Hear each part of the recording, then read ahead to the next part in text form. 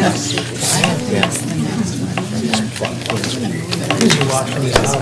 have to go Or Bill Colbert trip, so So is, On air. thank you. on there.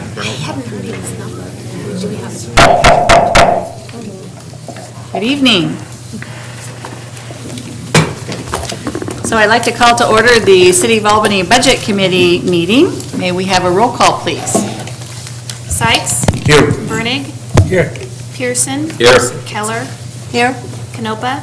here. Folden? Here. Olson? Summers? Here. Kellum? Here. Langyar? Kopsinski? Here. Coburn? Johnson? Here. Thompson? Here. And Mitch was excused. I think Bill also told us he wasn't going to be here. Is I that can't right? remember on Bill, but Dick's going to be late. Okay. All right. Thank you.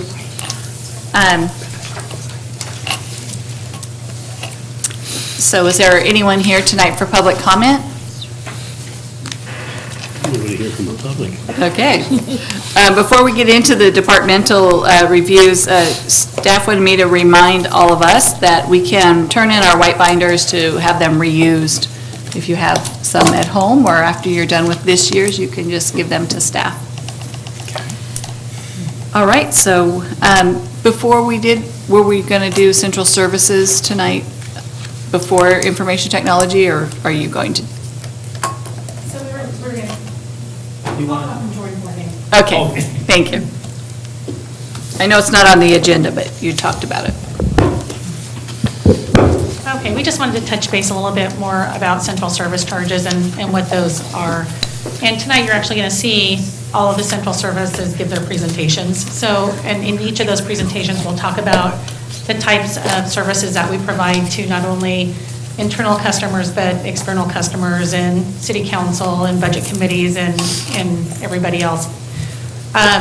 There was some question about the methodologies that we used, and so we went back and looked at those. And so basically what we do is we take all the salaries and all of the materials and services costs for each of the different central service programs, which include city manager's office, finance, HR, and council. And permit tracking, on page 47, there's a list of the central Yeah, service charges. So all of those salaries, all those materials and supplies are allocated. Some parts of salaries are allocated as just direct costs based on FTEs.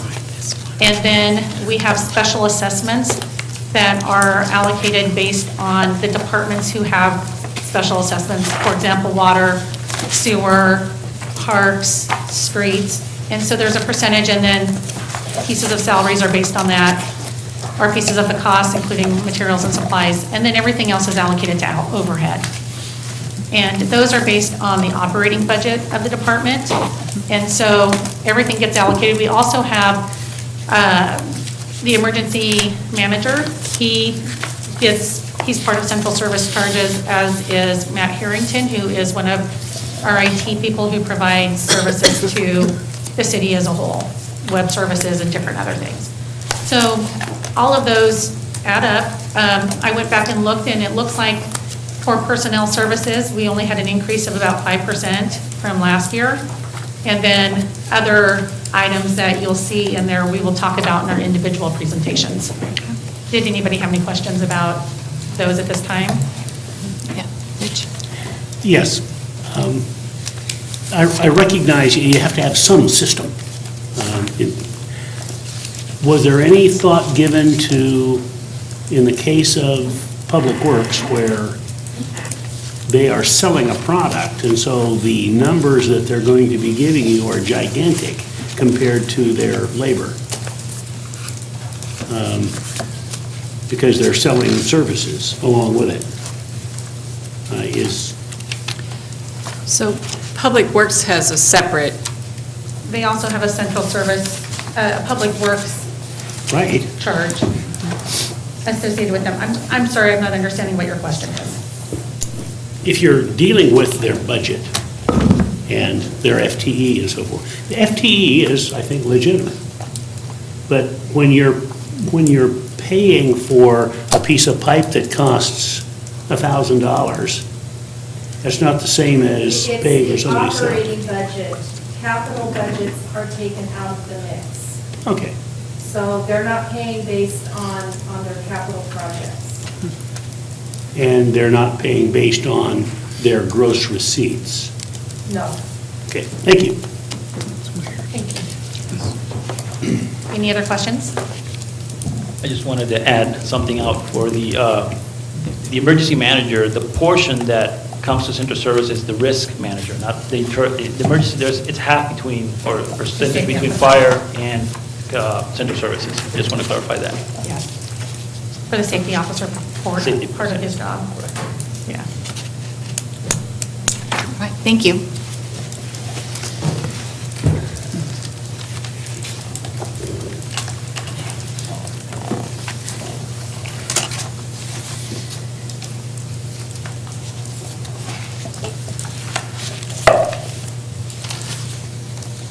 Go I'm ahead. going to start, okay. So I'm going to start with the IT department. Hopefully you had an opportunity to review some of these numbers. I'm going to make it quick. Do you have any questions? No questions? Thank you very much. Good evening, Madam Chair and Budget Committee members. It is my pleasure to present to you the IT department budget for FY19. In the IT department, we have 4 programs: the IT equipment replacement program, IT services, GIS, and a permits program. And I'll be touching each one of those as we go through this presentation. Some of the services that we provide, as you can see, having probably most of you experience with getting services from IT departments in your job or prior jobs. Some of the things that we provide here, we service the entire organization. We provide storage, software services, IT project management. We provide services not only during normal daytime hours, we also provide 7x24 services to both police, fire, and public works. Part of our responsibilities include delivering those IT, GIS. Also, we do performance management services. And also, I oversee the strategic energy management for the city, which in this case is mostly focused now on public works, both water treatment and wastewater treatment plant. And I'll touch a little bit later on that. We manage over 120 servers. We also provide services to 535 PCs and laptops. And we also have about 64 PCs off the domain and an additional 44 MDTs, which are mobile data terminals that reside inside the police and fire vehicles. We provide IT project management services, IT security, system administration, software development, IT help desk, and backup services. We also have a few of the IT employees that work very close with the police department on some of their undercover surveillance work that they do.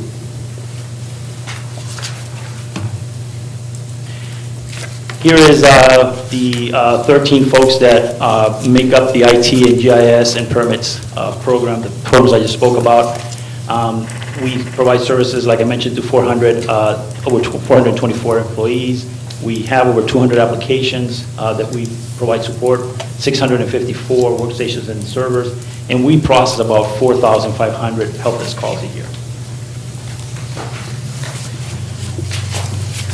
Some of the projects that we are scheduled to work on, I just have here a short list of high-level projects that we're going to be working on from the IT services side. Includes the ERP system upgrade, which is a collaborative project that involves all the departments, mainly driven by us, IT, finance, and HR. We're going to be replacing our financial system, the entire financial system. We're also going to be replacing or upgrading our HRIS system, and our timesheet, online timesheet, are going to go from NovaTime to Executive Time. During this project, we're also going to be moving away from Springbrook for utility billing, and we're going to be incorporating utility billing into in this ERP system, so it'll be all in one system. And I think Gina will be talking probably a little bit more about our ERP system. Other projects include upgrading our edge firewalls, In terms of cybersecurity, we continue to work on different areas of cybersecurity. This year, we're going to be focusing, and we have started to focus more on doing or performing more phishing campaigns and protecting folks from all these emails that are trying to have you click on it and take you to places you probably don't want to go.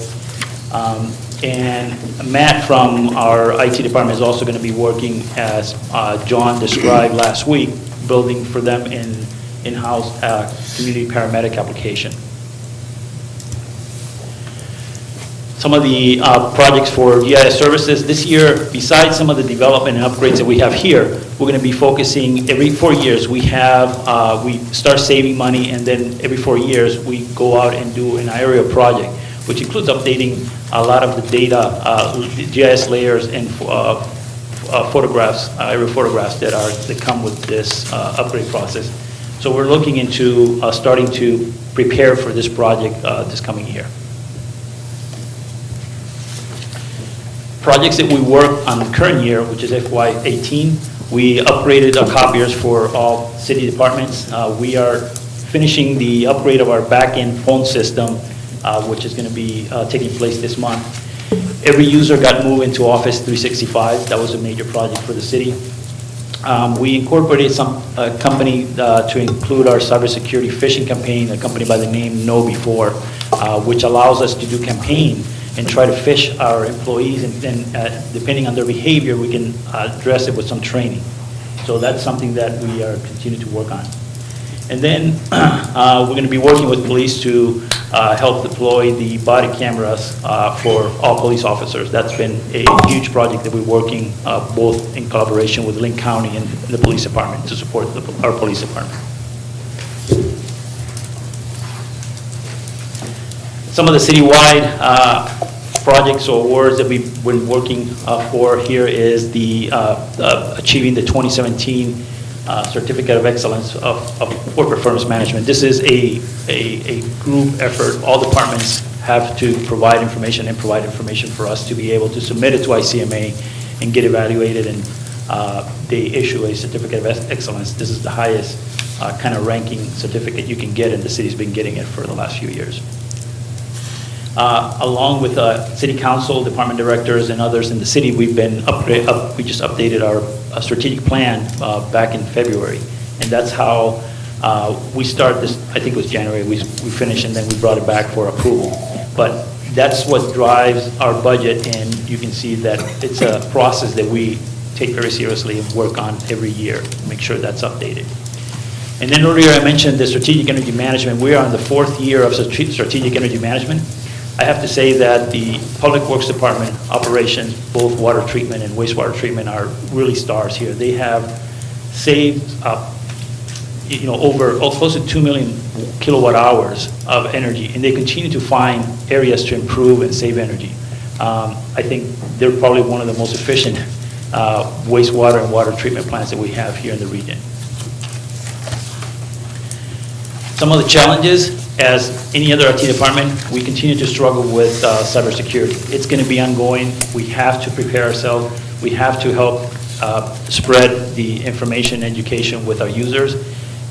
We can continue to build more technology-driven solutions, but we have to make sure our users are well trained and prepared, because that's how most of these campaigns and issues take place. Now I would like to turn to page 308, and I'll go over some of the major changes for our budget.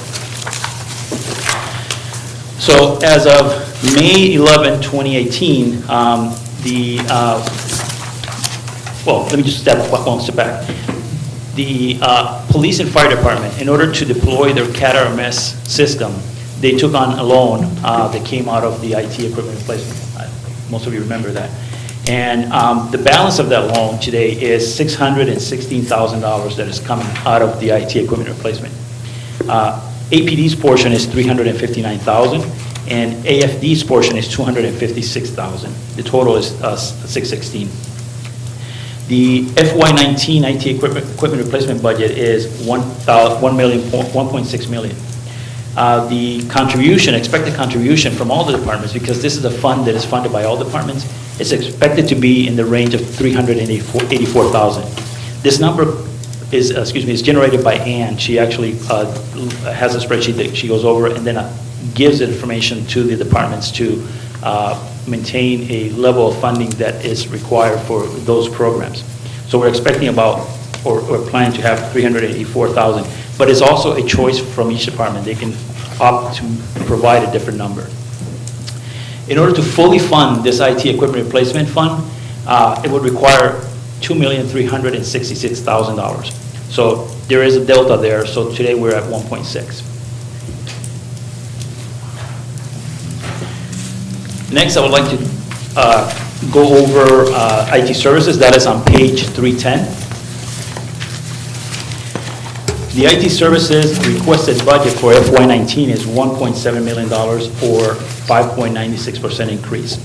That's it's $99,600 over the FY18 budget. If you look at the revenue section of this program,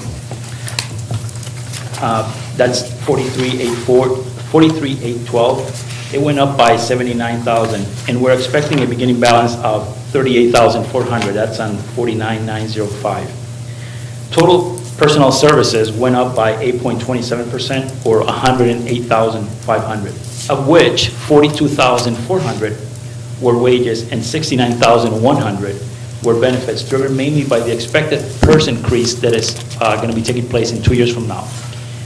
And our finance department, in order to mitigate that impact, has decided to allocate some funds in this year, so we don't have a huge amount of funding going into PERS in the next year. So it's going to be mitigated between 2 years. As you can see on... Jorge? Ray's got a question. Two questions, one on page 309, one on page 310. I notice at the bottom of page 309, it shows timeliness of services and quality of services dropping. You're planning to reduce the quality and timeliness?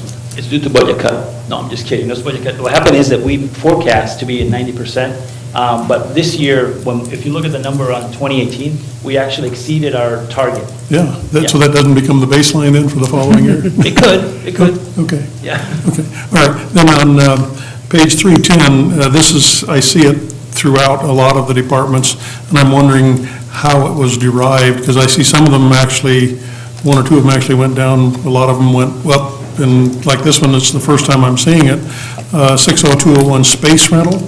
Yes. So how was that derived? And yeah, what happened is that we were leasing a building across the street. Okay. And our lease, if it's down on 60319, you see, and it's spread between the four programs that we have, Okay. but 16,000 were actually for the IT services, and this year, it's actually a little bit more expensive to live in City Hall than to live across the street. It's a little bit more expensive. So we're going to be paying a little bit more to be here. so basically, it's dividing up the square footage by the departments that Yes. are actually here. Correct, yeah. Oh, good, thank you. So shouldn't you charge the fire department for that? Well, the fire department, the last tenants were destroy the place. We had to invest a lot of money there. Yeah. I think John paid for the last few months, so I can't complain. But that's the difference. It's just, to move from one line up to another, it's a little bit more expensive to be here than to be outside. So that was actually the next line item. You just read it from me. I was talking about space rental. So the next one is on page 312. That's GIS services. The GIS services requested budget for FY19 is $469,000. That's a 2.54% increase. The revenues for the GIS services went down $3,400. That's 0.74%. The expenses, total personnel services, went up 5.44%, or $16,900, of which $11,600 were on benefits. And this one also has the expense line item 60201, which is space rental, went up from $6,300 to $8,200. Materials and services went down by $5,300, or 3.61%.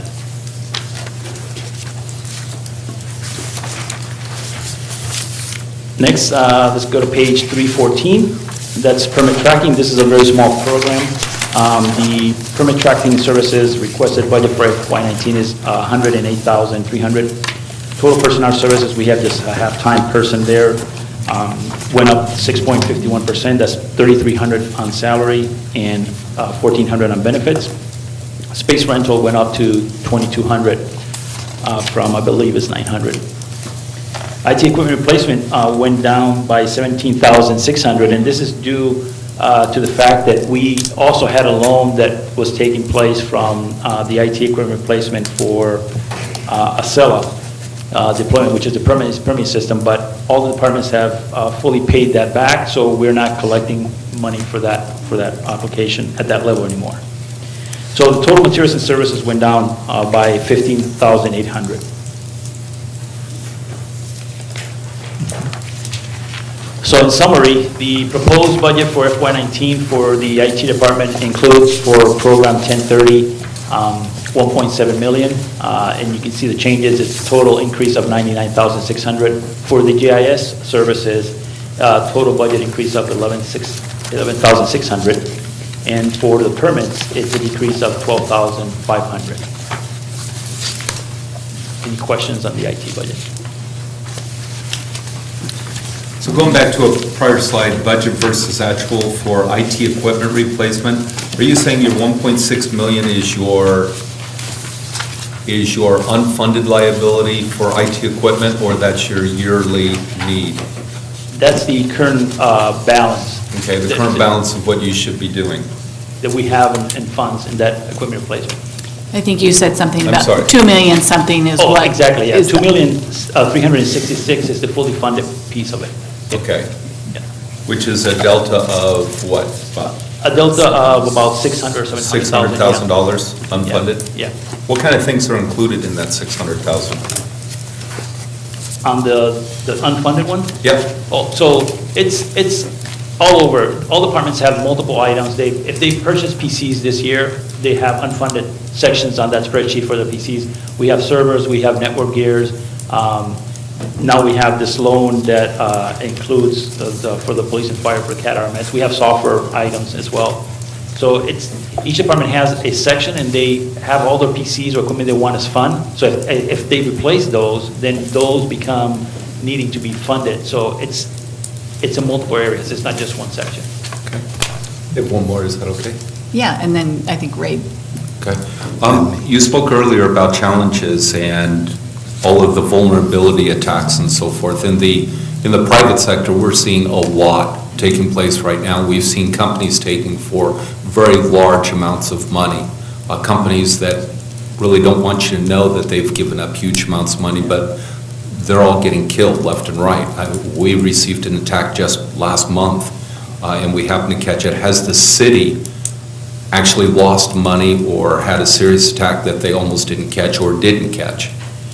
We have not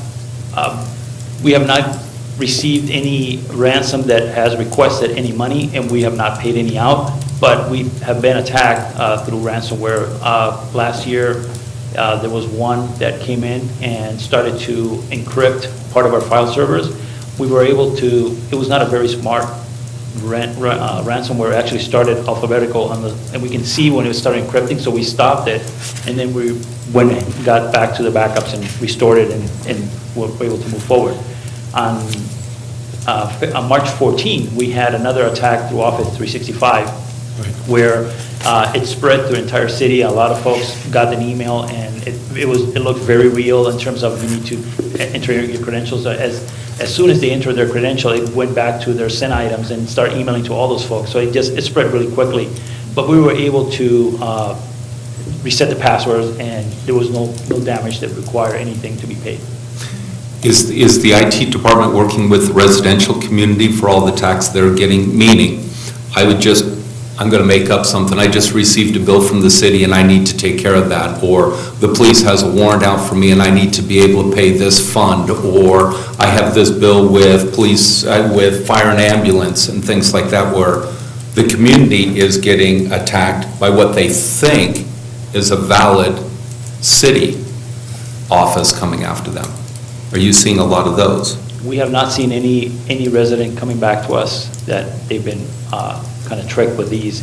Okay. We've seen some, or we've heard of some, mostly from the sheriff's office, where they're saying that you're requested to appear in court, and Right. some of those, but not for us. Okay. We haven't seen any, I haven't seen any in our site. Ray, did you have a question? No, okay, well, He asked it. okay. Anything else All for right. IT? Okay. We're done. So I also have next, economic development.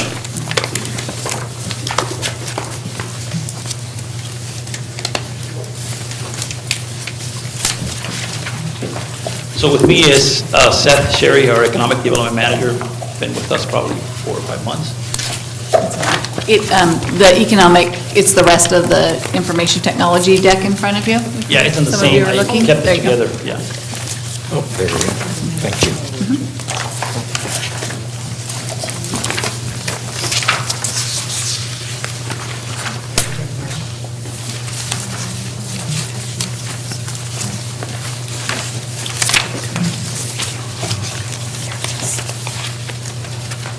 Is it 316, 315? Okay, it's actually 316 and not 317 like I have in the slides there. It actually starts, well, it starts there on 316 with the strategies and actions. And I will touch briefly on the strategies and actions for this.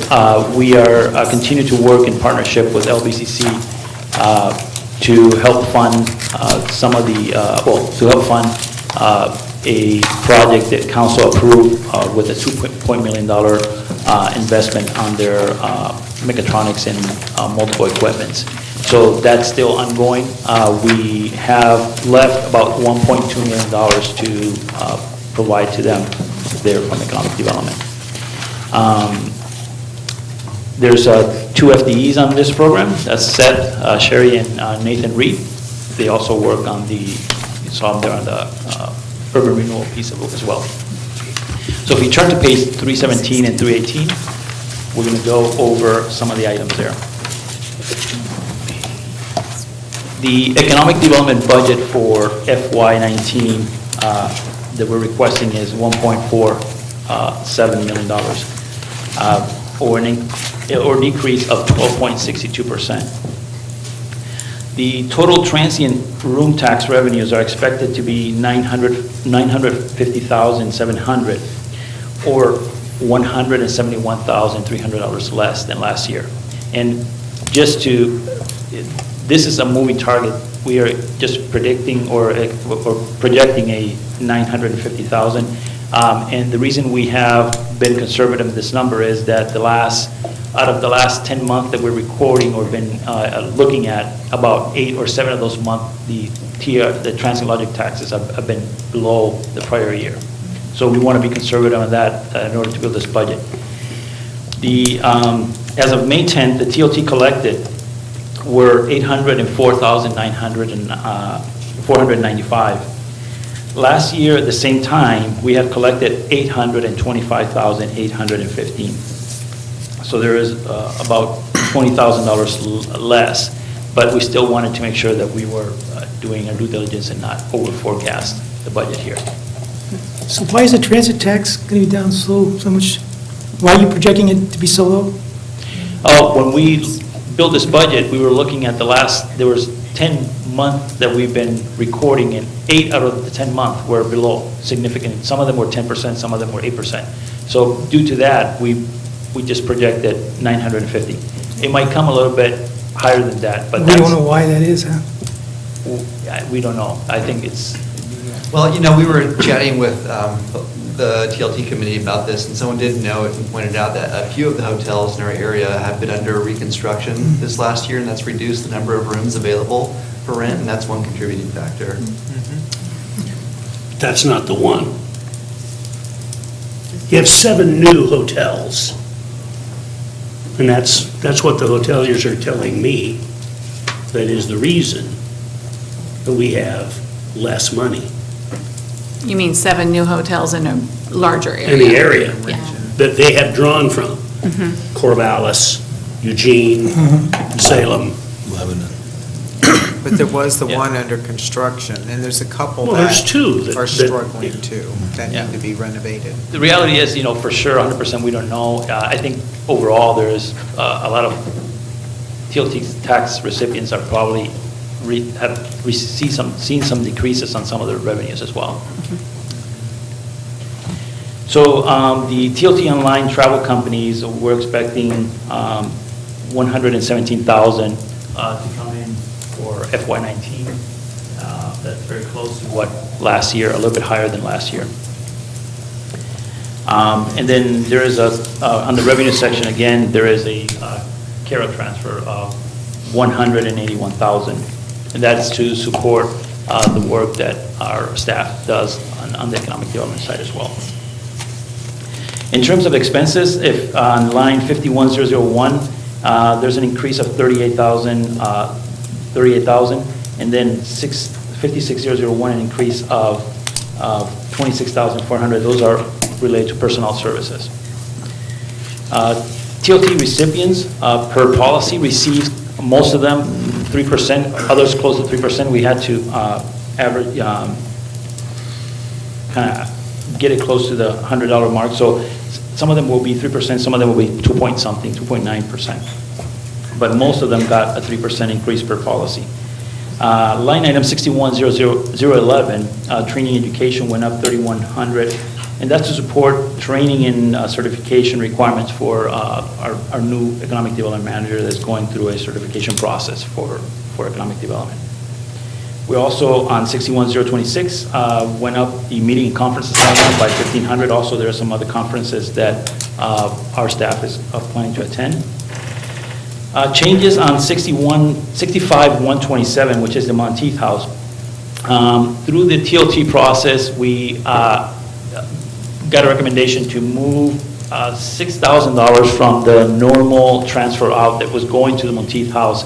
The Monteith House was getting, I think it's like 20,000, we have here, Monteith House, 12,800 a year, and mostly was dedicated to capital projects. Up to now, most of those capital projects have been completed, and we're just going to continue to move only half of that 6,600, and the other half is going to go to support that line item that I just mentioned, which is 65,127. That's a new line item to support operations in the Monteith House. Line item 61,310, which is the Lynn County Expo Center. We're still waiting, well, I think they recently submitted the receipts for the 100,000 for the horse stalls, so that should be in process to get those payments out to them. And we, through recommendation from the TLT committee, we added another 100,000 for future projects that will have to come and present to the TLT committee for recommendations for next year.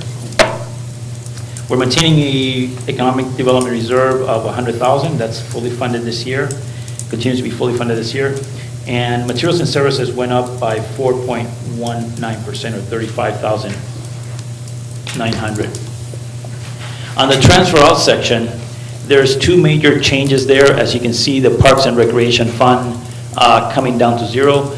As you may recall, prior to Seth joining us, half of these programs, like the CARES part of it, was assigned to Ed Hodney, and he was managing that. So he's no longer managing that, so that's going down to zero there. That's the change there. The other section was the capital replacement that used to go to police and fire. It's no longer going there, so those dollars got distributed throughout the program here. Those are the two major changes there. Rich? There are a number of places that TLT is down substantially. In past years, we were told that, well, gee, it went up, so people are more successful, they're doing a better job, and we should raise the amount that they get commensurately. I noticed that those are going up. By 3% And policy. they're not showing, the Albany Visitors is not showing how they're being successful. They're still doing the same things they did in the past. Now, we have some light at the end of the tunnel with Buxton coming in. But on what basis do we raise the level when we are getting less money? I mean, they are, if you believe what they said before, the reason it went up was because they were being successful. And on that basis, they were given hundreds of thousands of dollars extra. So shouldn't it go down now when TLT is down? Aren't they the ones who are responsible? Or was it incorrect in the past that they were the ones who were responsible going up? I think they contribute to through the promotion and marketing, they contribute to the TLT, but I can't say that they're completely responsible for the reduction in revenues.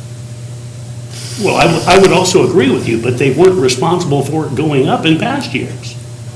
So their base is now substantially larger than it was because they were given credit for it in years gone by without ever having proven that they were the ones who were responsible for it.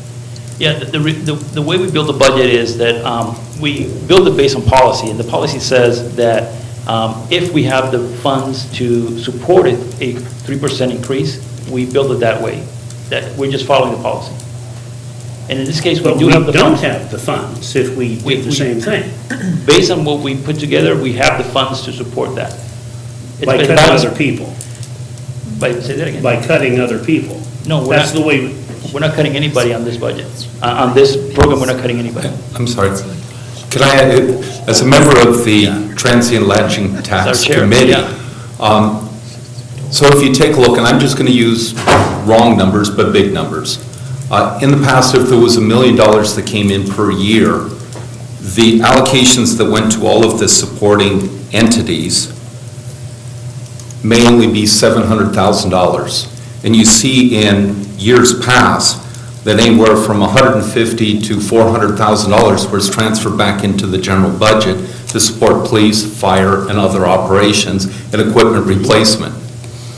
So those entities, so out of the $1 million, if only $600,000 goes to the entities and you have $400,000 left over, and we go down to $800,000 of income, there's still $800,000 to cover the $600,000 gross ticket, and there's still enough room for their merit increase or their COLA, just like we're seeing with all the organizations. But there isn't the slush left over to the same degree to throw back to the general fund or to equipment replacement like they've enjoyed in the past 3 to 4 years. So is there merit in the department getting more money, just like we're seeing with all of the other departments here? I don't know if it can be measured, but the way the policy was written and approved by council was if there are funds sufficient, then those entities will receive their COLA, their cost of living increase, to be able to continue operations. And there will be less fluff funds that could be contributed back to the general budget. And also, 40% of the receipts from TLT need to go to tourism-related activities. And then only in our case, 60% can be used for anything else that council would like to use it for. But 40% has to go to TLT supporting programs. And we are about, by the ones you mentioned, ADA, AVA, those are about 42, 43%. I guess you lost my vote.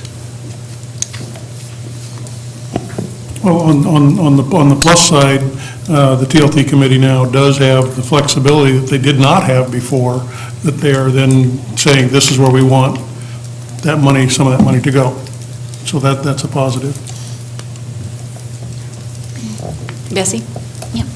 Ori, when, in the future, apparently the state is going to start collecting TLT taxes, and I just wondered, what's that going to do? Because, I mean, at the Finance and Taxation Committee for the LLC, we been talking about that a lot, and they're so slow in getting anything done because they're not staffed, they're not, I mean, I understand that they're kind of requiring them to get the staffing to do it, but if we don't get it, then we can't disperse it. So what happens then? I mean, has anyone thought that out?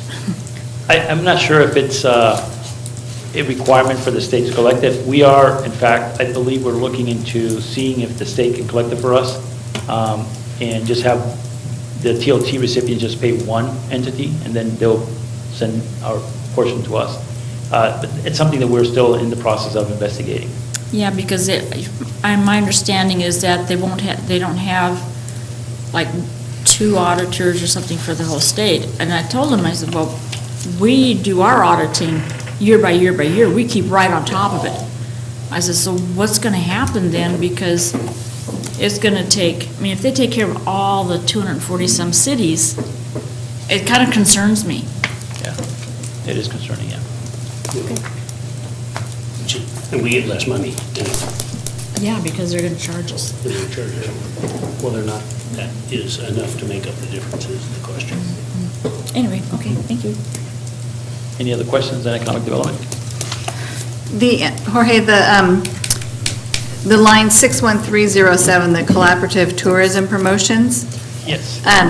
So I see that the request is for the same amount, and so far this year, we had spent about half. Are we on track to spend the full amount, or? Yes, recently there was another line item that goes into the actual, which is the carousel, put a billboard, yeah, and it's 17 or $18,000. Okay. So that's going to be coming into here.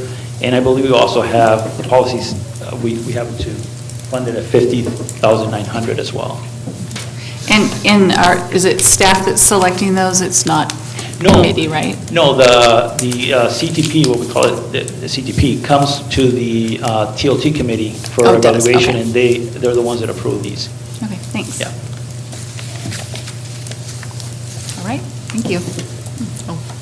Do you have any idea what kind of time frame, and maybe other people already know this, I don't, what kind of time frame we potentially are looking at with the county if they implement their 3% tax, and would that happen in this fiscal year, or would it be a later point in time? I know council would have to decide whether or not they maintain their current tax level or reduce to coincide with the county, but I guess from a budget point of view, is it in this fiscal period, or would it be a future fiscal period? I've had a high-level conversation with Randy Porter, which is the Expo Center Administrator, and he's just gathering information, how we're doing and how much we collect. And I believe they're considering between 2 and 3% or 3 and 4%. Is that 3%. 3%? Yeah. 3%. September 1. September 1? There you go. So that could affect this budget period. Well, the council would have to make a decision whether or not they would lower the TLT for the city. That's the first I've heard that. Yeah. Oh, okay, well, the council would decide whether or not they Actually, we talked about maintain it the same before. level. When you said, you said that you would be willing to lower ours if they would raise theirs and do away with You never Expo. heard that come out of my mouth. I don't remember. I think we should go back and look at it. Tonight, From a budget point of view, I was just Yeah. asking, is there potential of the funds going down in an event we weren't anticipating with this fiscal budget? What, I say there is. we're collecting these ahead of time, so what we're putting in this budget is what we've collected up to June. Great. So I don't think Excuse me any- just a second. If one person could talk at a time. Yeah, thank you.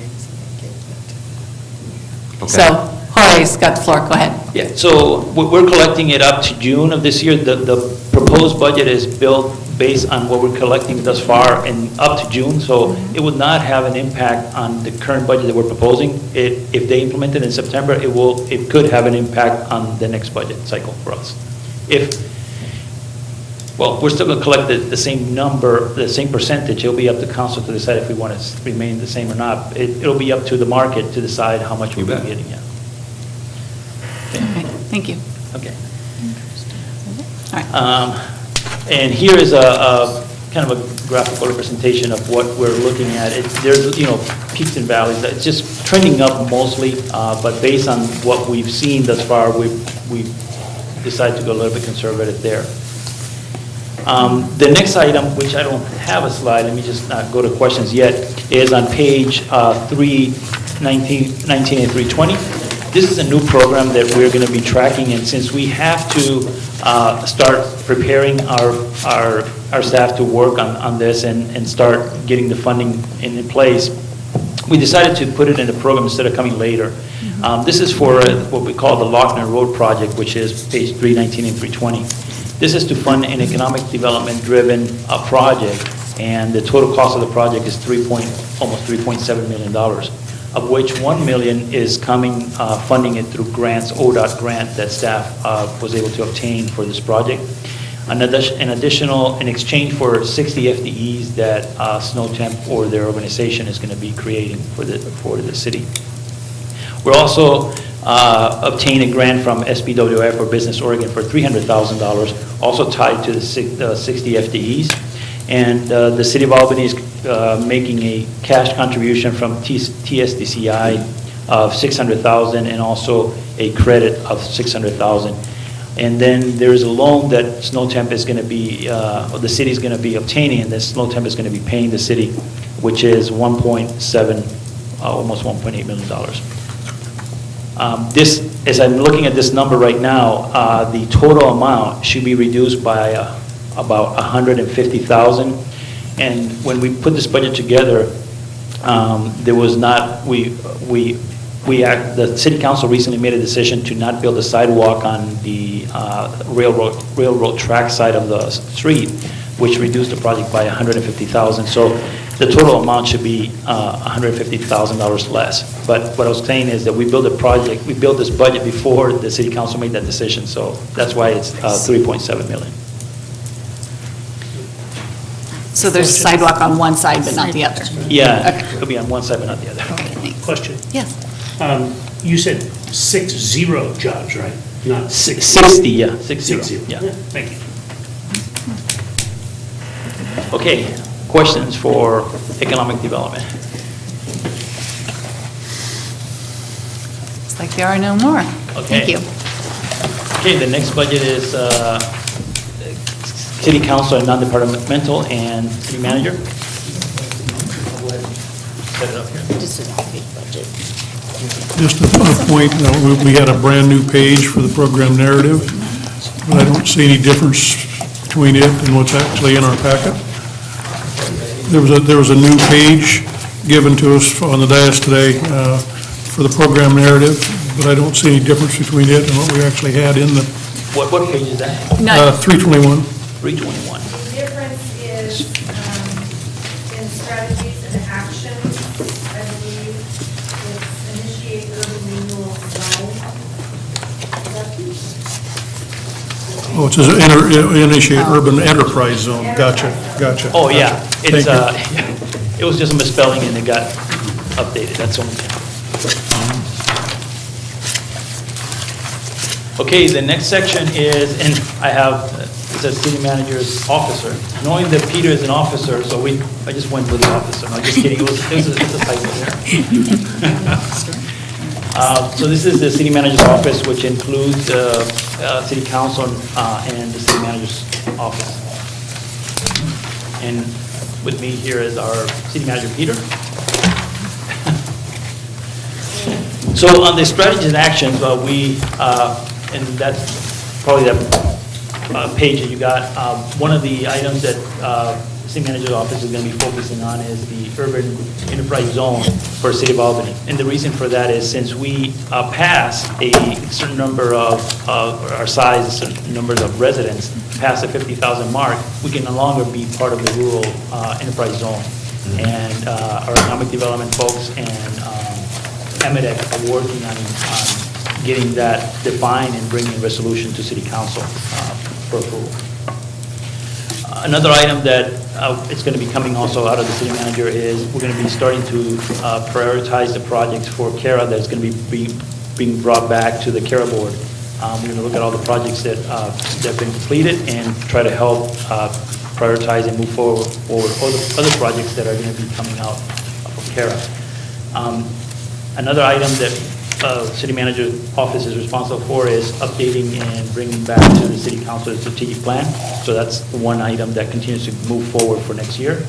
and the ICMA Certificate of Excellence that is going to be, we're actually going to be talking about it tomorrow in the director's meeting to be submitting this month for next year. In terms of funding, we're going to start with the council non-departmental on page 321. The budget for council for FY19 is $258,100, or an increase of $52,700. Personnel services, $51,001, and benefits, $56,001, remain the same. Council is not getting an increase this year, unless they go through the process, but we haven't been notified of that, so we're building the budget with the same amount. Employer paid benefits. Yeah, what's the employer paid What are the benefits? employer paid benefits? 900.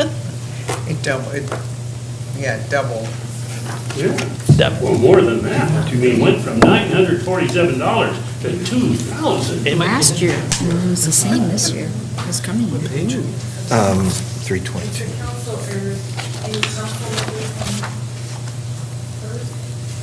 Oh, There might be some council, oh, might be best, right? I was, but I'm You're not not a sure. first anymore? I'm not sure. I don't think Stuart changed. We'll find out. I'll put it in the parking lot list, and we'll find out what this is. Yeah. Because I was on first, they decided. Because it looks like it was always 900 and stuff. Yeah. I remember having to sign my rights away to PERS.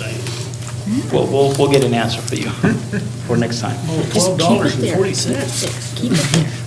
The next section is the contractual services.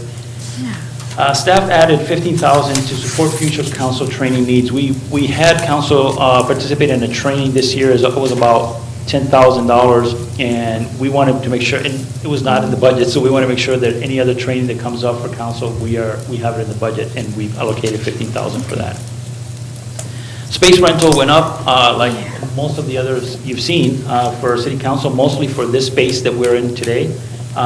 It went up by $34,500. This is a fairly large space, so it increased by that amount. And most of the money that we're collecting on this particular line item is also to help fund HVAC, the HVAC replacement system, since it's a big ticket item, and we need to make sure that's funded.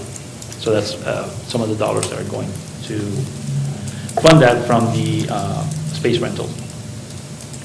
Line item 61027, memberships and dues, changed by $4,800, and this basically includes $36,000 that go to League of Oregon Cities, $55,000 that goes to the COG, $2,086 that go to the chamber, and there's other memberships like Mayor Association, $199, and ADA, $180.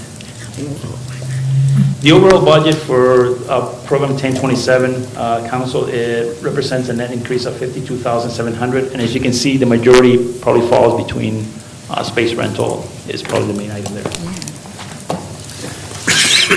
Space rental. Why? So, space room, $95,000 to rent this room. I guess, are we the only ones paying rent on this? This space is city council, yeah. So when everyone else uses it, I don't care. It's money from one pocket to another, and I don't get any money out of it, or I don't see it, but it Okay, seems like so- it's capricious. It is paid by council and non-departmental, but those charges then get allocated out to everybody else. So, in effect, everybody is paying for this space. Because this is a central service department, Correct, yeah. and the other departments pay for whatever is in this budget. And I have an answer on the employer paid benefits. It's the $50 a month for your data. It's your equipment. Stipend. Is that it? It's your data charges Yes. for phones and Internet. computers. Yeah. Internet. But that was years ago. I So still this is use only one. showing for, this current fiscal year, it jumped up 100%. So we did the internet thing, that was many years ago. And that 947 is only probably till the end of February, so there's more charges to go in before that number is done. Right, but for 16, 17, and the years before was 900. I mean, it's a small amount, it's just kind of curious to see what where it shows it under benefits, where it doubled up. So, And are we paying tax on that? No. We don't pay payroll tax, because I pay payroll tax on some of it, On our wage, on the wage. On the wage, yes. but not on the computer part. And the wage is not a wage. Well, that's true. It's supposed to be for expenses. No, Because if you're paying me, $100 a month, I'm being ripped off. I Well, mean, if you're, If it goes through payroll as a stipend, it Yeah. is taxed. it is taxed. If it's supposed to be an expense, then it has to be submitted as an expense report and a reimbursement on those. Sure. So that's why you're being taxed. so it's not a wage. It's It's a a, stipend. It's a stipend, yes. and everybody can stay at the computer. Just because they don't doesn't mean you can't have them. That's crazy. I like mine.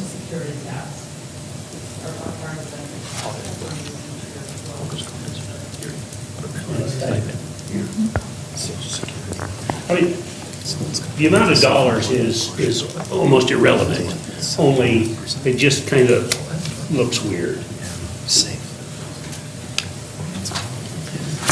feels weird. Oh, yes. the one that's not weird to me, whoa, is this rent.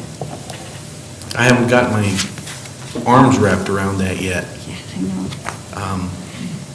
How we arrived at $93,000. I know it increased by $30,000 for something, but that's still $60,000 a year for this space that is in this budget item. How did we arrive at that number? The space rental for City Hall is comprised from building maintenance budget that they allocate to this building, to maintain this building, plus insurance on this building, which went up pretty dramatically this year. And then we added the $50,000 to the reserve for the HVAC system. And then that is divided up by square foot. And each department that occupies this building pays their square footage times whatever that square foot rate is. What's the rate? I would have to go look at my spreadsheet. I don't know it offhand. And where did we arrive at the $30,000 for the HVAC replacement? Was that an actual budget number? Was that a bid? How did we arrive at that? We're just starting to build a reserve. The HVAC is part of that. I understand. Other things can go wrong, the roof leaks, whatever. So Understand, but 50,000 was a starting point. It's not nearly enough for what we're going to need, but I'm just asking how we arrived at the $30,000 for the HVAC. How did we arrive at that number? Was that a scientific guess? Was that a swag? What was it? No, I think that the number came based on other experiences, like the one in the senior center was close to, I think, 100,000 to replace the entire HVAC system over there. So it was a guess. Well, it's based on past experiences of HVAC system that we purchased. I don't think it's a guess, Councilor Sykes. I think we had to start somewhere to try to build up this facilities reserve. So that 35,000, I'm trying to recall in the conversations we had why it ended up at 35,000. But certainly we couldn't do the whole thing at one time, so we're trying to build that up. Thank you.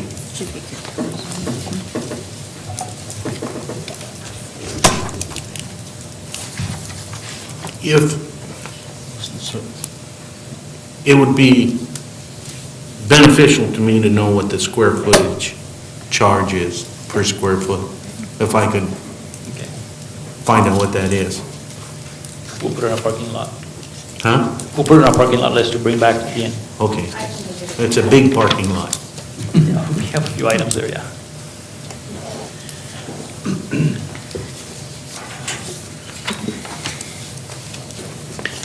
Okay, any other questions on this program, 1027? The next one is on page 324. It's City Manager's Office program. The City Manager's Office proposed budget for FY19 is $1,260,000, or an increase of $288,400. Personnel services increased by $270,100. This includes the transfer of 2 FTEs that are coming from the Finance Department to the City Manager's Office, which are the City Clerk and Deputy City Clerk. Those 2 FTEs are transferring over, so that's the majority of that increase there on the personnel services. This also includes the funds allocated for PERS related to the FTEs to mitigate that 2-year increase that we're expecting.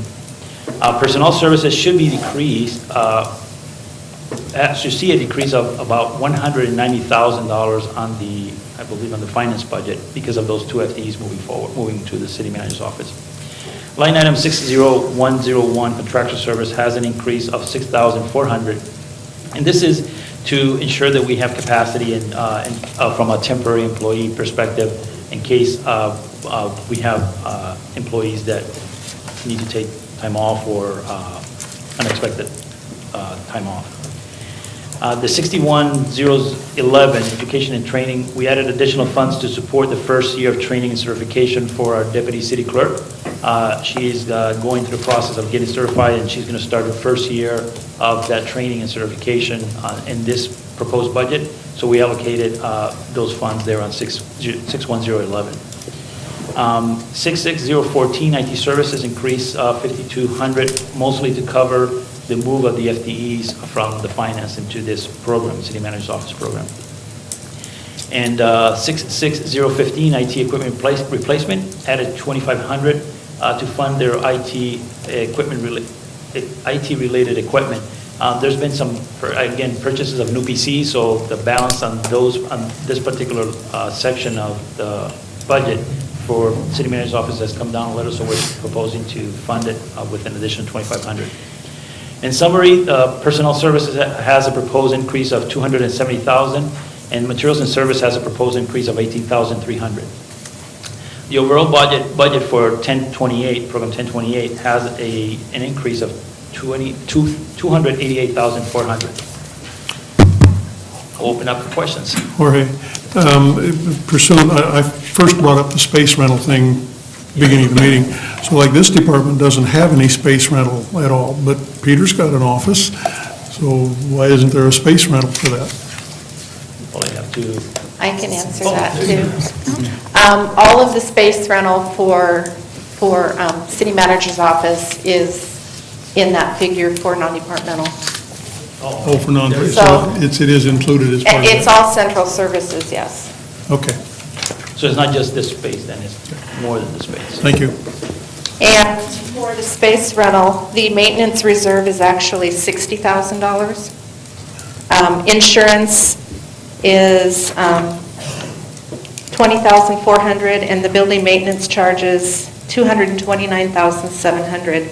That comes to roughly $1.03 a square foot. Thank you. Thank you. Thank you. All right. So we'll move on to human resources.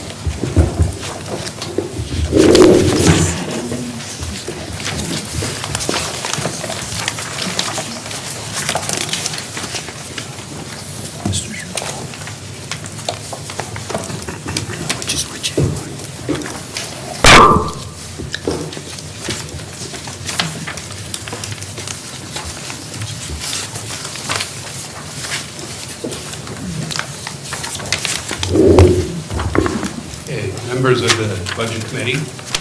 This will be my 14th and last presentation to you. Quit smiling. I'm happy to, because I'm 15 days away from retirement. So you're counting down. Annette Short timer. Jameson, who will be taking my place effective June 1, and we'll be doing next year's budget. So she share the funds.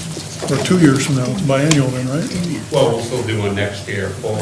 Or, yeah, there, yeah. Right. So, first part of this presentation is the same as in past years. HR's mission is to provide expertise, consultation, and leadership in the management of the city's human resources. For most departments, that makes up about 70 to 80% of their budget. So HR is quietly and sometimes not so quietly in the background, helping departments manage that 70 to 80% of their budget.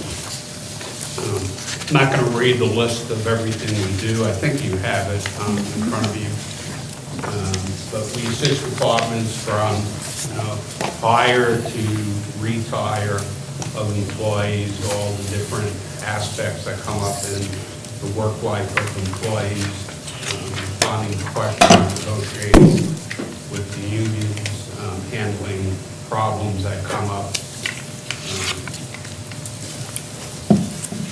So in the current fiscal year through March 31st, these are some numbers of performance measures. We coordinated 73 recruitments, resulting in screening 2,766 applications. And these numbers are going up. It didn't bring up the... No. I had for the last few years, and these numbers are going up from what they were last year. We've processed 885 personnel actions, processed 74 applications for leave for family medical leave, and coordinated 29 workers' compensation claims.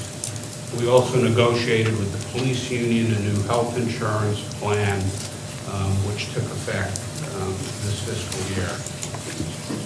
Some additional HR tasks coming up in the year are continuing implementing VIVA, which is Voluntary Employee Beneficiary Association, for the police as part of their new health insurance plan, a classification, compensation, and equal pay study. As Jorge had mentioned, going to the new HRIS system, the Munis HR and payroll system, and going to the new executive time attendance system. So in the HR budget, which is on page 327, just a few highlights. You'll see first a decrease in 60101 contractual services of $100,000. That $100,000 was allocated to do the equal pay and class and compensation study. That should be completed this fiscal year, so the funds aren't needed next year. There's also an increase in labor negotiations, 60212, and that's to have an attorney represent the city in negotiations with AFSCME this year. And lastly, in physical exams and medicals, 66505, we've increased that a little as we have been underfunded in that budget for the last 4 or 5 years. So we're finally playing catch up on that. Overall, as you see, the budget decreases by 1%. And with that, as usual, I'm one of the quickest presentations. Take some questions. Bessie? Yeah. David, you said that the labor negotiations were going up 25,000 because you're going to have the city attorney represent us? It's not the city attorney, it's a labor attorney okay. who we can consultant. All right, yeah, I misunderstood, so, okay, I thought we're already paying. All right, thank you. So you mentioned something like 73 recruitments. What's the turnover rate of the city employees? I can't tell you exactly. Over the last few years, it's been low. It's been in the 4 to 5% range. Any department, like what department would have the highest turnover rate? Maybe police, just because a lot of employees who start out there decide police work's not for them. So we've had some newer employees who start out during their probationary period, they decide to leave. Other than that, I can't think of any department that really has a lot of turnover. Okay, so most of those have been fed by retirements? Okay, thanks. All right, I think that's it. Thank you. Thank you. Thank you for your service, sir. Yeah. Thanks, David.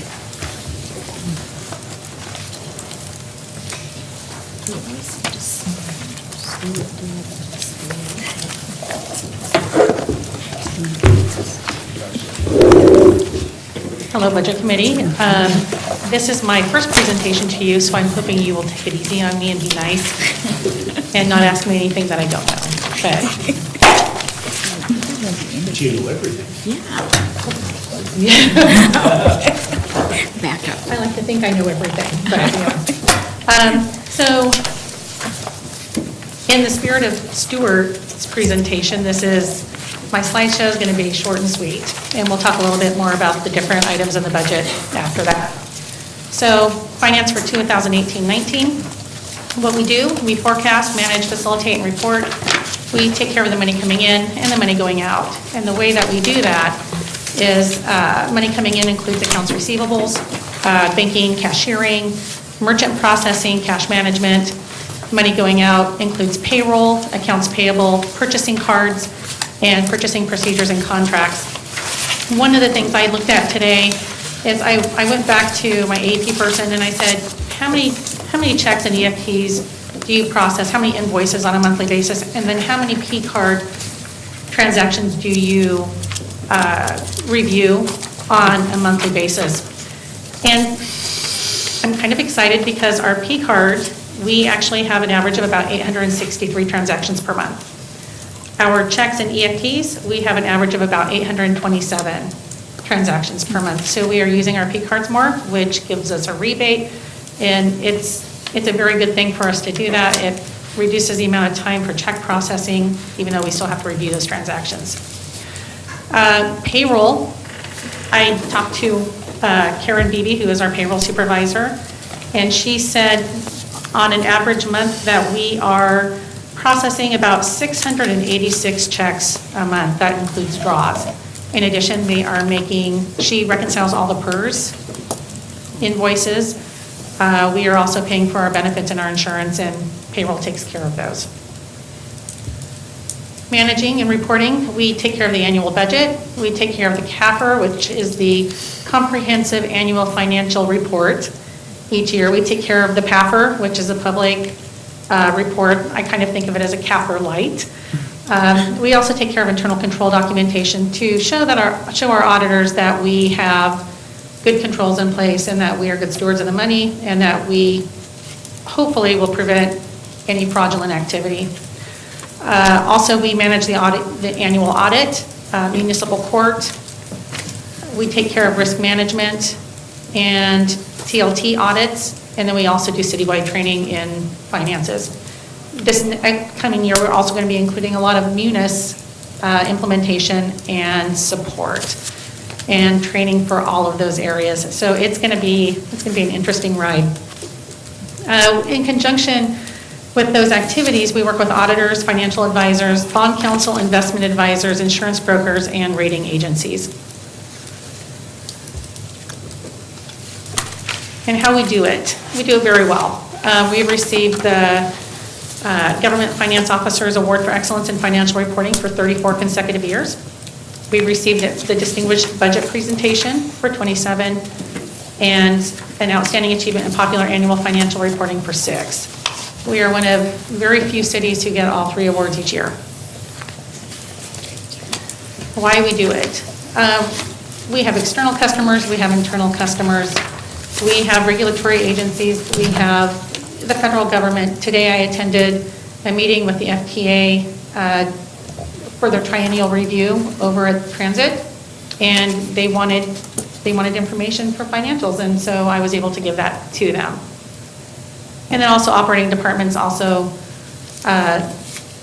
like to know where they're at in their spending so that they don't go over their budgets. So coming up in the proposed budget for finance, we have eaten charges that used to be paid for by the IT department. We moved those to finance this year. We also have a temporary, senior accountant position that we will take care of most of Ann's duties while we implement Munis. And then the city clerk and deputy city clerk moved over to CMO, so we don't have their wages and salaries or personnel costs this year. So for our 2018-19 proposed budget, if you look at page 329, it is our general fund revenues. So we have 3 pages in your section that we have updates on then? Yes, and this is one of those. The revenues is one of those updates. Really, general fund is based primarily on property taxes. We do have ambulance fees, other fees that we charge, municipal court charges fees. And if you look at the municipal court fines this year, we are budgeting $800,000. Council had approved a new court clerk, and we're hoping that results in increased fine collection.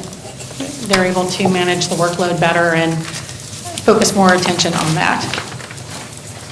The other item that I just wanted to call out is the county assessments. We haven't been budgeting for that in municipal court as an expenditure. It is a pass-through. We collect it, we pass it through to the county. I wish we could report it in a different way, but because it's not the state, we have to do it as a revenue and expenditure. Did anybody have any questions about revenues? Yes. Okay. Yes. 3 questions on page 329 down at the bottom, 47012 miscellaneous revenue. It's a very nice jump. What comprises miscellaneous revenue that would make it go up that much? I'm not sure what we were accounting for this year. Generally, miscellaneous revenue is for something that we don't necessarily expect to get every year. I'm trying to think of what that did until I can get that information for you. Then go up the page to 42406, state liquor taxes. You're going from 624,000 to 900,000. Did we get a whole bunch more drinkers in town, or what?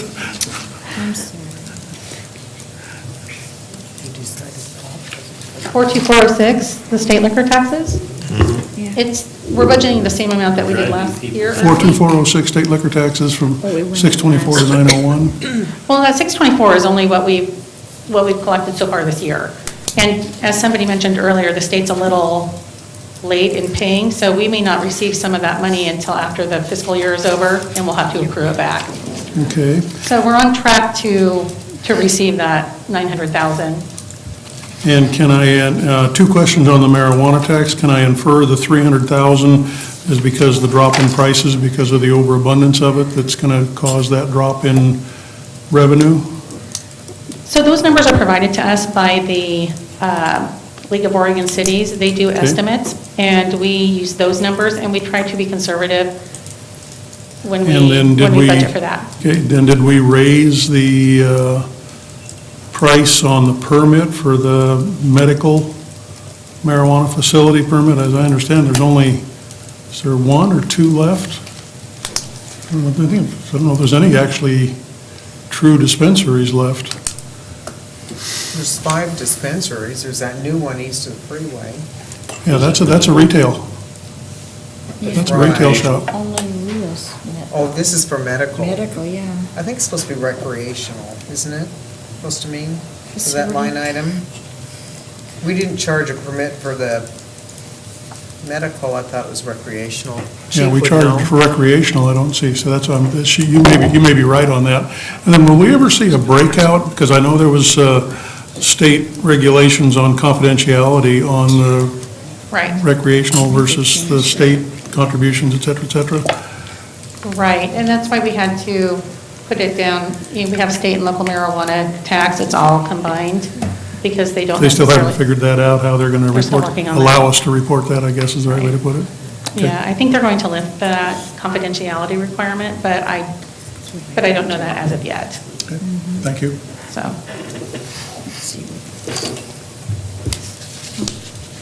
Bessie? The 42803, the Albany Rural Fire District, I just wondered. that Bessie, we can't hear you I'm for the sorry, recording. I'm Thank you. sorry.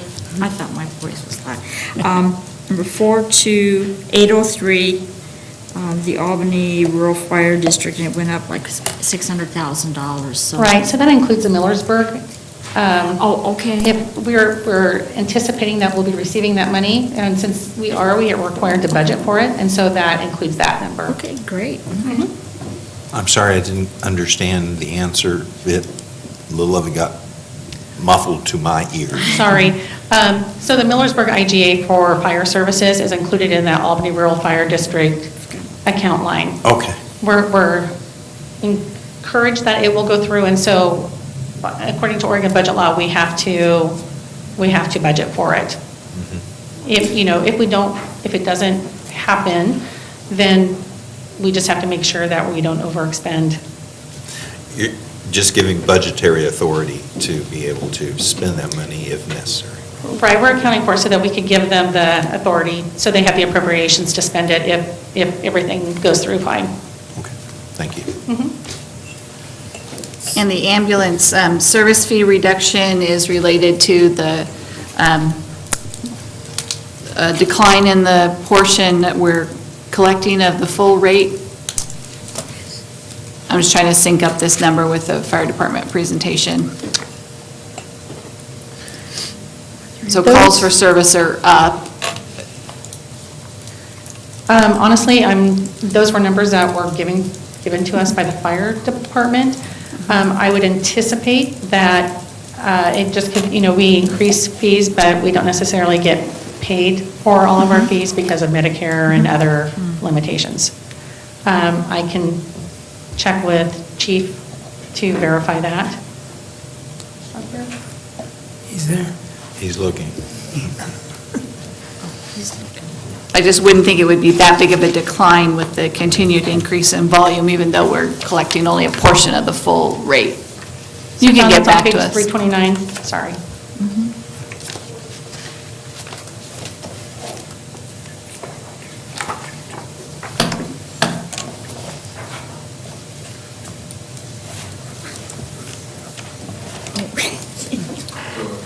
Can you hear me? There we go. Yeah. So if I'm looking at it correctly, what you're looking at is the actual from this year, and then comparing the actual from this year to the budgeted for next year? No, they're looking at the budget for 2018, which was the $3,318,200 compared to the $3,175,000. So I think we built the number, if I remember right, on where we were at the time when the budget was prepared. And so we've actually got more revenues that have come in that have increased our budget, and we expect to come in about $200,000 over what we estimated for the year. That makes it even worse. Right. It does. So I would have to go back and look and see as well. We need to get together and take a look at that and see where we got that number from. Looks like they adjusted up because of that.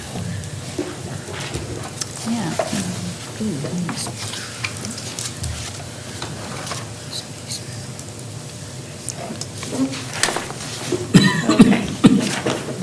Any other questions about the revenues for general fund? Yes.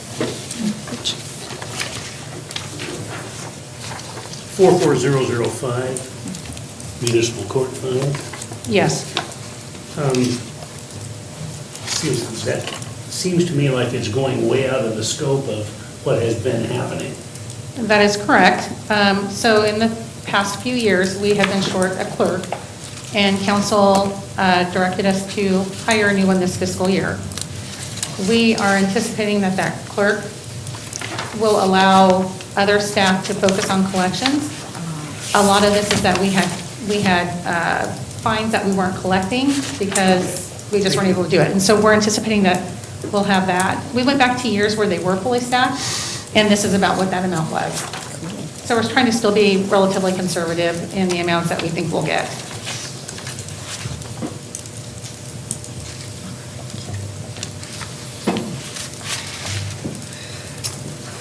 Okey dokey. Any other questions on revenues? Okay. The next section is going to be municipal court. And so one of the points I had is that we show an increase in our, non-departmental is next. Non-departmental are those things that we pay, so the insurance and bonds is for City Hall. We're keeping grants the same this year to external agencies just because budget was a little tight. So, but we're looking at increases in the building maintenance charges. We had already discussed that earlier, what some of those are. We have a reduction in expenses of 13.2% this year. And part of that is central services capital replacement was declined just to 60,000. And Albany Transit, it's one of those other numbers, the state shared revenue comes in, and we use that to help fund transit. According to the League of Oregon Cities estimates, it is coming in lower than what we had anticipated, which is why it is showing a decrease on here. So, would you again elaborate a little more on the 91205 capital replacement? That's a $340,000 drop, and I'm not sure I totally understood your comment there. For capital replacement? Yep, capital replacement. So that was a transfer out to capital replacement. So last fiscal year, fire had some savings due to, well, not savings, they had some additional revenues over estimations for ambulance services. So the city chose to move 400,000 of that from the general fund to capital replacement for the fire department. Okay. So that's what the 400,000 is coming from. This year, we're estimating about 60,000. Okay. Thank you. Any other questions about non-departmental? Okay, moving on to municipal court. As you can see, we have a 21% increase in personnel services, and that is adding that new clerk to the department. Other items that have increased, red light cameras, we're allocating an additional $10,000, but that will come out of the fines that they collect. We also have the $35,000 increase for prisoner expenses. At the time we were building this budget, the Lynn County Jail had not billed us since April of 2017 due to some software issues they were having. And so this is anticipating that we wouldn't receive an invoice from them until next fiscal year. They have, however, sent us the invoice this fiscal year, so that's where we'll be paying it. At this point, we didn't change it. We have the authority, but we won't necessarily need to use that. The other county assessments, as I said before, we weren't actually budgeting for that before, and we needed to. This, again, it's a pass-through. We collect money through fines for county assessments, and as you saw on the revenue page, we get it in, we send it out, but we're actually budgeting it for it now, so. Any questions on municipal court? So back to the red light camera expense. Yes. So are all of the light cameras in the city are, even the ones that are on the ODOT? We only have one red light camera. We only have one. We only have one. Okay, and so the increase of 10,000? Yeah, Queen and Gary. So the increase is just, so as more people get fined for that, we have to pay a certain percentage to the company who does that for us. And so we're just anticipating more expenses for those because we're expecting more of our fines to be collected. And so money would be sent out to cover those. And so there's no plans of expanding that? We're just going to have the one? Under discussion. At this point, that would be more appropriate probably for police to take a look at. No plan. He's getting ready to say something back there. We did try to add one at Santiam and Waverly, but ODOT declined our application. So most of the areas where we have issues are on ODOT highways. Okay, that's what I was wondering. And that's the issue we're having as far as spending the program, is from ODOT. Okay, thank you.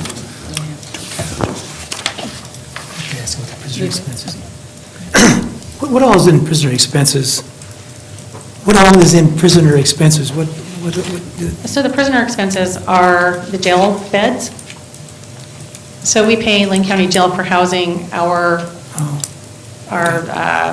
prisoners, people we've had arrested for, failure to appear or whatever other reason. It went up quite a bit. Pardon me? It's like you're budgeting quite a bit more for that. Well, we are, yes, because, as I said, we hadn't received a bill from the jail since April of 2017, and we weren't sure when that was going to happen. So we wanted to anticipate that, so we would have the appropriations in place to pay it if we received the invoices next fiscal year.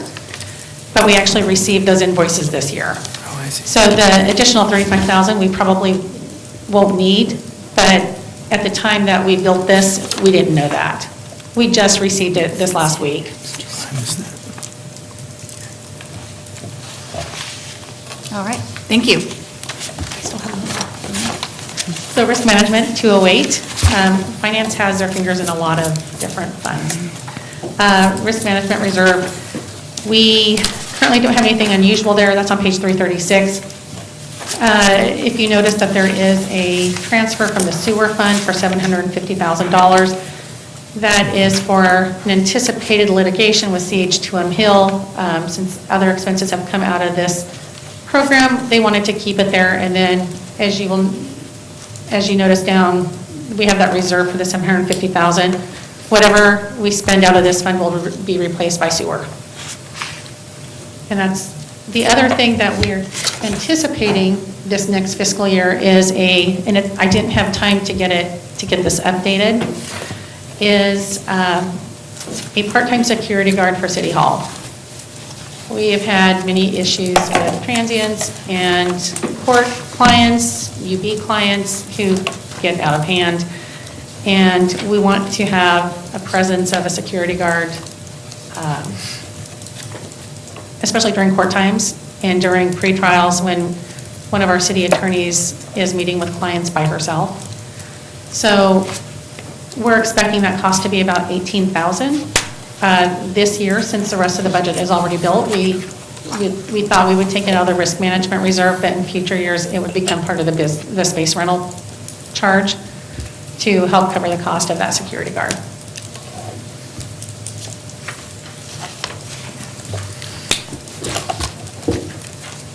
The next fund is 208, or the next program is the PepsiCo, or Economic Development Settlement Projects. This is used primarily for economic development. If you notice down in transfers out, the 91100 to general fund, there's a $38,000 transfer, and that is for planning and for their code audit. So planning believes and we agree that this would be an appropriate use of economic development monies. appropriate use. Any questions about the settlement projects? Yes. Okay, great. 60265 workforce development partner at LBCC, is that correct? That is correct. Maybe Jorge can explain. There's a meeting with LBCC where there were some things that they put in that were not supposed to be purchased. And then staff found some areas where they had overspent in addition. And there was a promise by LBCC to reimburse us and get back to us with what, where, when, how, et cetera. And I have heard nothing. They haven't reimbursed us yet, and we're still waiting on their changes. So, I guess, could give them a call. Yeah, I can follow up with them. I was expecting them to send this information to us, and Right. we haven't done it yet, but I It can. spoke like it was going to be a couple of weeks. Yeah. It was going to be done in April. Correct. Yeah, I'll follow up with him tomorrow and see. Thank you. Okay. It seemed like it was about $40,000. Any other questions about the settlement project fund? The correct one is, got the total capital on the material services at 312.97%, right? I got 2 pages here, and I don't know which one is which. Yeah, that's the right one. Okay.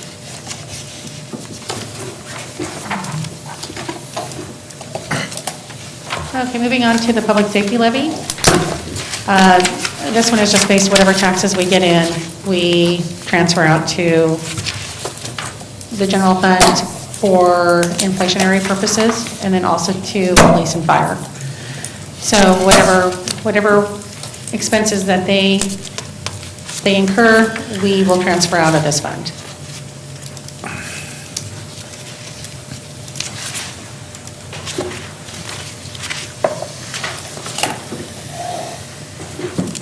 The capital replacement fund, program 1010, which is equipment replacement. This is the fund where departments will allocate how much of their resources that they want to go into equipment replacement. We have a spreadsheet that, as Jorge was talking about the IT equipment, we have one for other equipment also. And so it can be, and we'll give departments, this is the amount you need to fully fund that department to replace everything that you currently have, and departments decide how much they want to contribute. Under materials and supplies, you'll see there's nothing budgeted for leased or vehicle rental payments. Those are actually included down in the capital, in the replacement reserve in 90004. There is a transfer out of $69,000 to Parks and Rec. They were having some budgeting concerns this year, and so they withdrew $69,000 in order to cover some of their operating costs. And then the unappropriated surplus that you see for the current fiscal year is allocated to fire as part of their equipment replacement.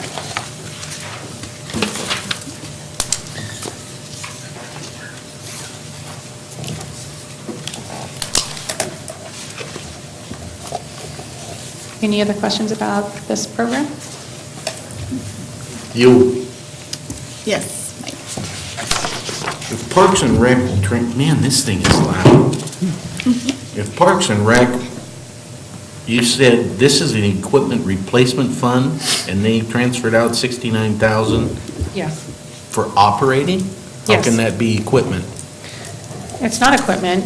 This is money that they have set aside, they have designated that they want to spend for equipment replacement. Because they don't have enough in their operating funds, they are choosing to use some of the money that they internally had designated as an equipment replacement to help offset their differences. This is voluntary for departments. They can contribute money, or they can take money out as necessary. on last Thursday. I think Chief Latanzio had mentioned that I don't know if they had just reduced their equipment replacement or if they had pulled money out. I think this is the only one that they've actually pulled money out. Okay. Okay, I recall in the last few years, I think it was Chief Bradner mentioning that, and maybe it was Stewart, that if we hit below, like, I think it was like a 5 or 6% reserve for things that would be affecting some of our insurance ratings or something like that, are we getting close to that because we've been buying or surviving, I think, on reserves, and I think we're possibly approaching that.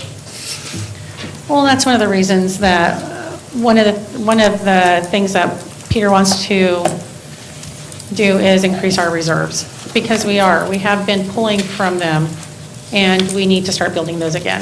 And so that will be that's what the reserves are for, but at some point, we've got to start replenishing those. right, and that's going to be the focus of the budget process next year, is building reserves. Thank you. How do you build reserves when you have a significant increase in PERS contributions? Well, part of the reason that we increased our PERS rates this year is to help offset the increases in the next couple of years. So we're hoping that we'll be able to maintain the same levels that we have this year, and if we get more resources in, then we could allocate some of those. We may end up having to look at the services that we're providing and try to figure out how to do them in better ways, or, even cut something if that's what we need to do in order to start building those reserves. But we will be taking a closer look at that on next budget year. Okay, fair enough. I don't know if Peter wants to add anything to that? No, what I had given you in the first opening statement was that, what had guided the development of the budget this year was to try to retain service levels as much as possible, to make adjustments where needed, and to build the reserves. So I'm thinking that next year it'll probably have to start with building reserves to set those funds aside, because we are getting, in my mind, dangerously close. I had hoped to bring reserves up from, they're about 5 to 6% now, to 7 to 8%. But as you can see, when people have to pull out of their savings account for asset replacement to fund operations, that's going the wrong direction. So and that's why I said in that statement that there'll be some very difficult decisions to make starting around July 1st of this year, as we start work on the biennial budget. Thank you. Go ahead, Scott. So I applaud in the approach that you're taking. We've had some long discussions about this already, Peter, but I think the hints that I'm getting from other members of the Budget Committee is there are a lot of unfunded liabilities that we have as a city. We talk about the equipment replacement for police, equipment replacement for fire. We talk about the Park Master Plan, CIP. We talk about $600K in IT equipment. We haven't got to roads yet. And the 25 million that's setting out there in a 5 million per year requirement, even though there's a gas tax proposed that won't even put a dent in that. We haven't talked about stormwater. We haven't talked about a lot of things. And as a city, this isn't on your watch. As a city, in the years that I've been involved with this, we just keep kicking the can down the street. And we just say, let's handle our current issues today, and let's worry about asset replacement and liabilities in the future. And I do understand that maybe increasing our general fund reserves is a higher priority, because that allows us to go for a better bond rating and be able to maybe fund or finance some of these items. So if you're going to finance, you need to have a good rating. You can't really finance if you're not doing those things. But boy, there's a big issue for the city, and we're talking millions and millions and millions of dollars that someone's going to have to pay at some point in time. Yeah. And I just feel as a budget committee, we haven't addressed or helped the city with any advice in that. We just throw it back at you and say, thank you for the wonderful, beautiful presentation tonight and all the great things you do, and let's worry about paying our credit card bills next year. Right, and you know that Gina alluded to the fact that there may have to be service level reductions in order to, if you really want to make the hard choice that you fund your reserves first, and then you try to keep service levels as consistent as you can. What this process here demonstrated is that even though revenues are going up, the cost of operations is going up faster than the revenues are going up. So imagine if there's a downturn and the revenues level off or even go down a little bit. So that's what's in the back of my mind in preparing for that, because as I've said before, the way that the city of Albany weathered the last recession was because they had substantial reserves. Just FYI, the gas tax went down in flames. It was 70% to 30%, 70% no. So that's for Lynn County. Have you found Benton counties yet? I can't. I didn't look for Benton County, I just looked at this Lynn County. So. There's no way it could bring it back, though. There are not enough people there. No, but they did get a bigger voter turnout in Benton. 8,300 votes or something like that total for Lynn County. Yeah. So I guess you have a very difficult task ahead of you, and I just don't know how we're going to solve this, and I fear things that happened in California where the government sent out IOUs for their bills and just said, sorry, we owe you the money and we hope we'll pay you in the future. And we hear stories across the country of cities and states that are having serious problems. I just don't want to be one of those. Absolutely. What do you do? So what does a budget committee do? Do we say don't pass this budget or what? I mean. Ultimately, you make the tough choices. And that is a problem that every organization has a problem with. We ask staff to make a budget that looks like what it is, what we have.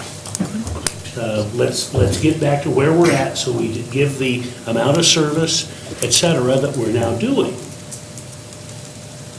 What we haven't asked them to do is the tough question, which is, what's the most important thing you do and what's the least important thing you do? I mean, everybody, what I do is wonderful and marvelous and, I don't want to see that cut. But realistically, until you have those kind of discussions, there are things everybody knows that we could cut back on.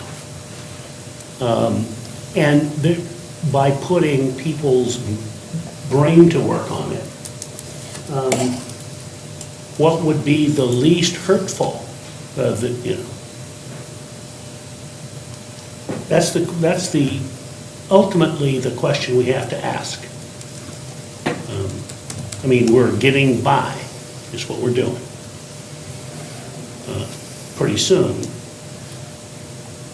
with PERS going up in leaps and bounds, and inflation taking off, and the purchase of equipment going up, the Jeff having bids come in that are 40% higher. It's the handwriting on the wall. I think 75 to, I don't know the numbers, but like 3/4 of this budget is public safety. Maybe, not exactly, somewhere around there. And within public safety, you're talking about police and fire jobs. If you really want to start cutting, and so you can say tough choices all you want, but that's a tough choice. It's not going to be a $1,000 item here or a $1,000 item here. Local government is tough. You got to make it do a balanced budget. Would it be great? What if we had income taxes? We could do like the federal government and just, at the same time we're struggling to fund all this that we've talked about. At the same time, the federal government's giving money back tax breaks to the richest 1%. We don't get to do that. That'd be great. I wish we could do that. We don't get to do that. Deficit spend. We don't get to do that. So you ask a really good question, and, first of all, I think we have a balanced budget. I mean, we're different than the federal government. The federal government can print money without people knowing about it. They don't have to balance, we do.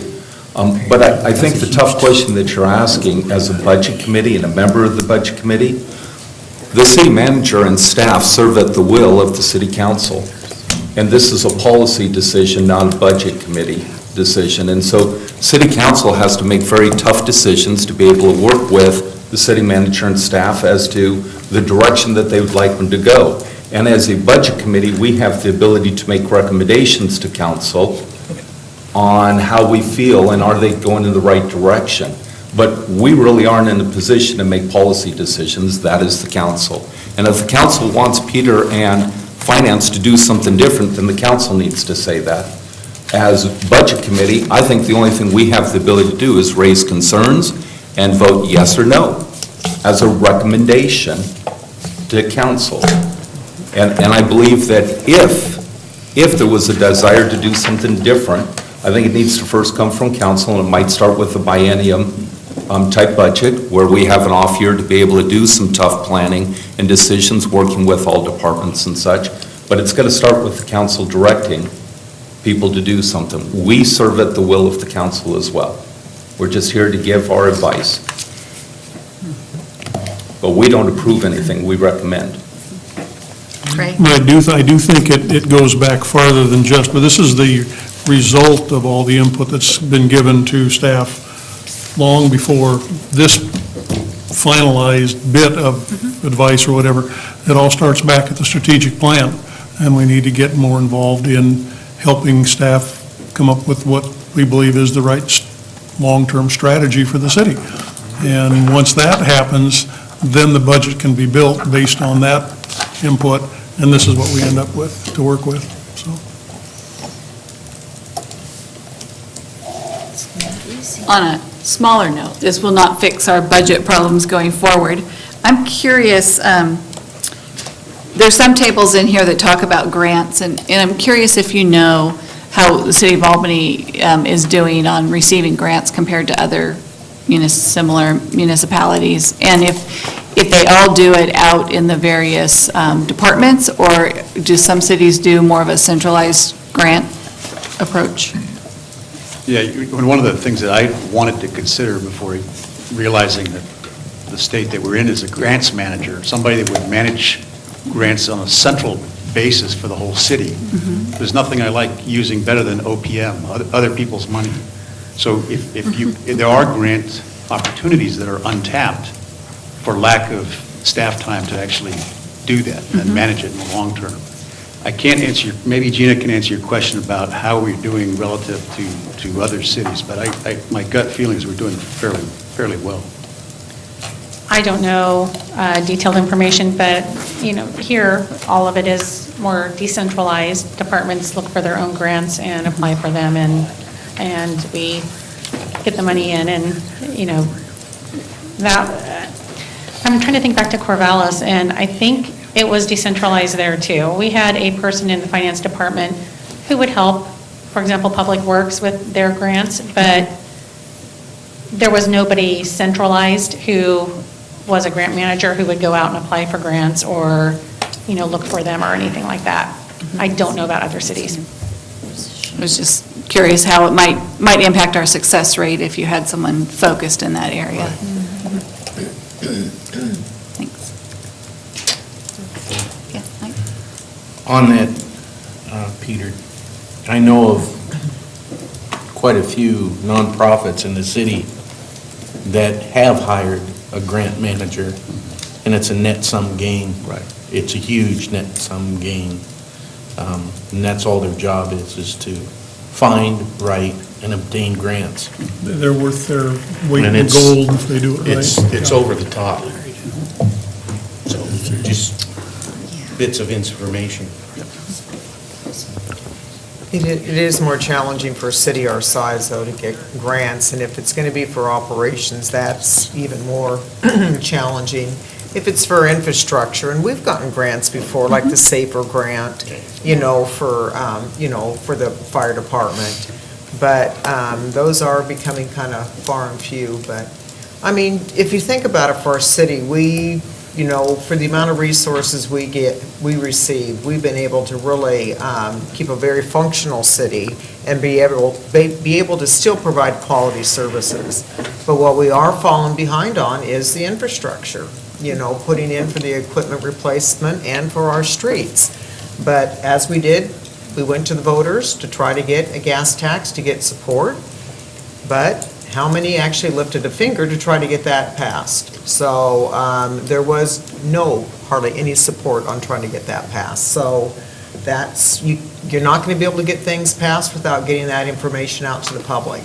So it's not going to happen by just Ray and I paying for a Benton County voters pamphlet statement, and only him and I wrote a letter in support. And then when you get misleading information from other citizens, that doesn't help. But it's going to take a community together, to really be advocating when it comes to wanting to expand our services and to be able to bring in additional funds for streets. If we're going to be faced with the street utility fee coming up, it's going to take a community together to really be able to get the word out that give us some other solutions. But looking at our budget and saying, okay, we want to start slashing current services, I think is really a disservice to our community in trying to provide the quality services, because we should be proud of what we're able to provide in our community for the resources we have. But if we could be able to, get a lot of funds like we did with the Pepsi kind of windfall, or those are far and few, but other words, it's going to take everyone to try to really make some hard choices, so. That's just it. It's hard choices. I mean, you point at any staff member, and there's anything they do to cut back is a hard choice. And anytime you point at any one of us on the dais and you say, gee, what do you think? It's a group of hard choices. I think the first thing, and if we can do a better job of outreach,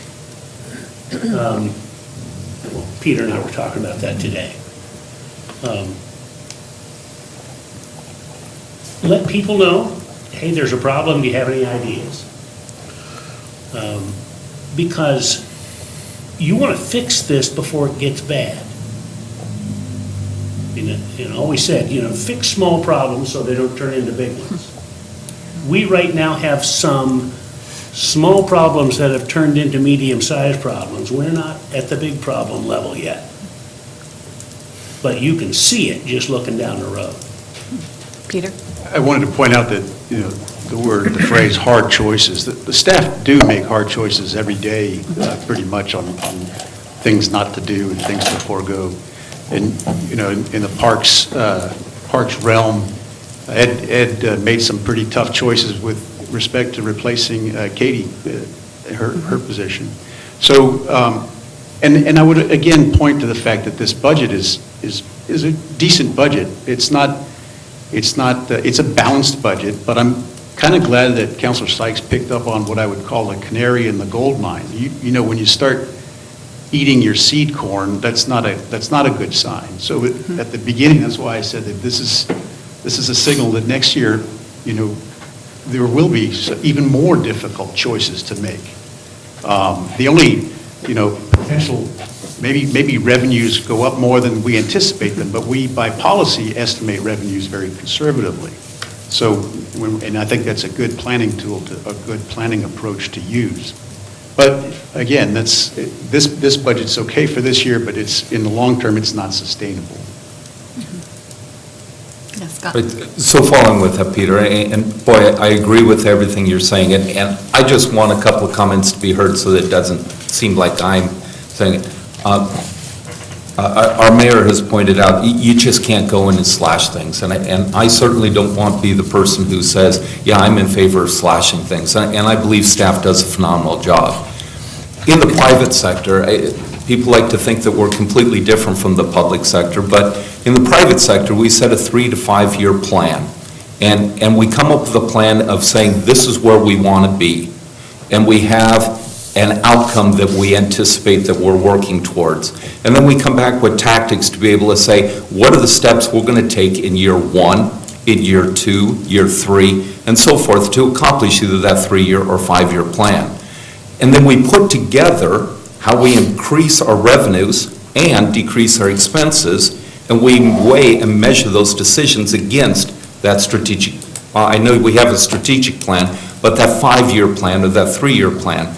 And I guess from a budget point of view, I kind of look at this and say, I wish we had a 3 to 5 year plan to be able to say, how are we going to remedy part of our equipment replacement plan? How are we going to remedy part of our CIP plan? How are we going to remedy some of these issues that we have? And it's a combination of both increases or creative revenue and financing, as well as creative cuts, efficiency improvements, benefits, volumes of discount and everything else. It always isn't, it doesn't have to be removing an employee. You guys bring us every single year efficiency plans and things that you've done that are better. And I think with the gas tax going down, I don't think it's because people don't think the roads are in bad repair. The comments that I heard with the few people that I spoke with, they said, you know what? I don't think 5 cents is enough, and I don't think that was a good calculation, and I don't think there's a good plan. I don't think 1.25 million is a drop in the bucket to be able to fix our roads.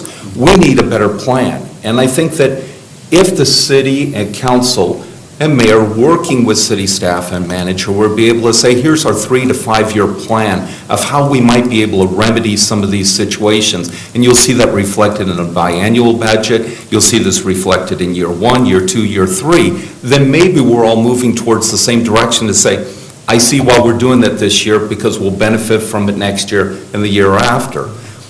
When I set up here and participate in a budget, I see a 1 year plan.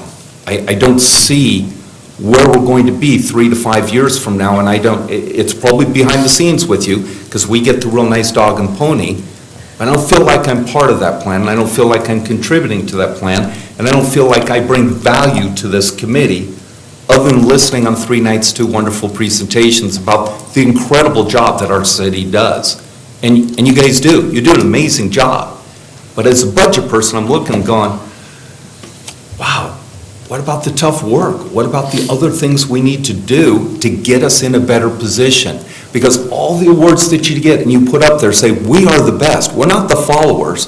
We're the best. We're what everybody else wants to aspire to be. When it comes to a 3 to 5 year plan, maybe it's not communicated to me correctly, but I don't feel we're the best. I feel we're doing the same thing everyone else. I want to do it differently. If everyone's going left, I want to go right. I want to be better. And balancing isn't good enough. I want the best equipment in fire. I want the most officers patrolling our streets. I want the best kept city hall. I want it all. And I want to work hard to achieve it. And it's a combination of making more and spending less and having a plan going forward.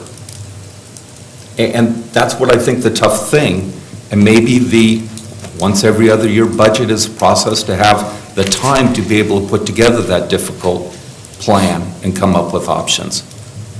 But I don't think it's cutting people and it's cutting a particular line item. I think it's a bigger plan than that. At the very least. And I hope you don't do anything like that, cut a line item or cut a person and say that's the only way to do it. And I'm not insinuating that you do. At the very least, the biennial budget will double the time frame that we currently use. So. It will.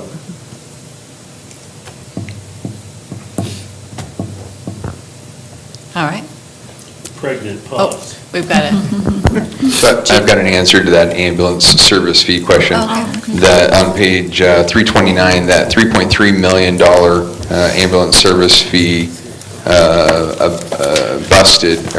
budget for 2017-18 perplexed me, because we've never come close to collecting that much money, and so that's what didn't make sense to me.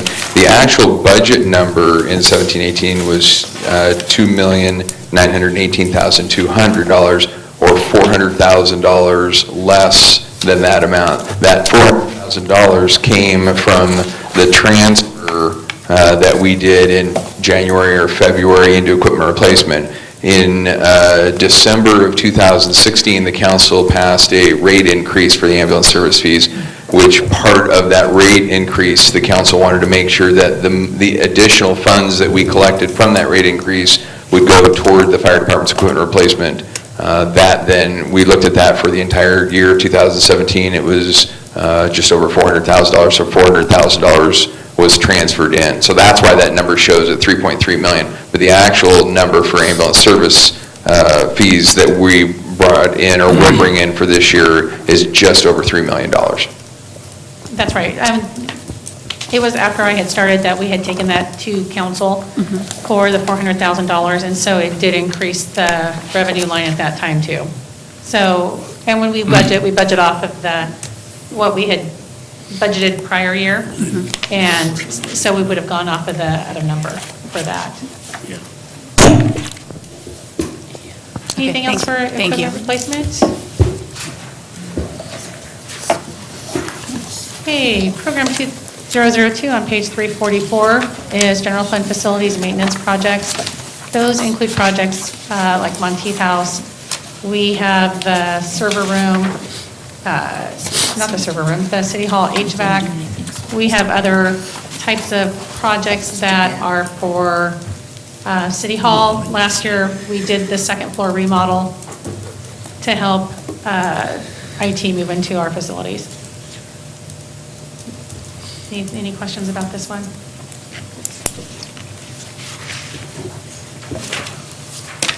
Now we get into debt service. There's really nothing exciting about our debt service funds. We are required by our bond agreements to pay a certain amount each year, and that's what these reflect.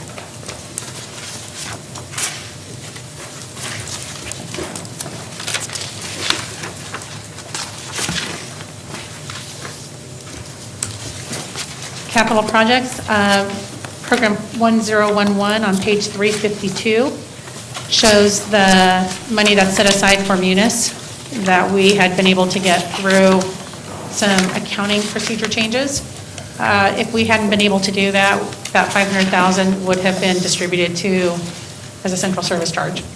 So we do try to look for these types of opportunities to save departments money.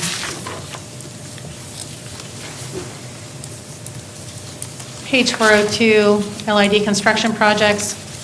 Those are allocated for different projects that Public Works does. It's based on LIDs that we had financed, money's coming in, and that money goes back into this fund to fund other projects.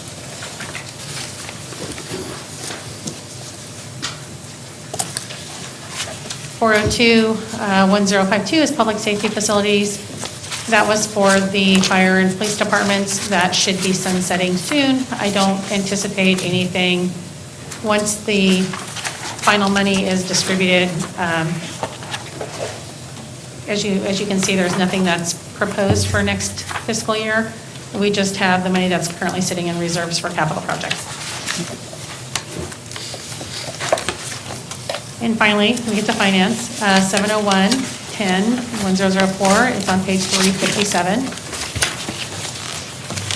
The revenues are for the central service resources. We get our money through administrative services charges. We also have some miscellaneous revenues and interest. And those get divided among the central service programs.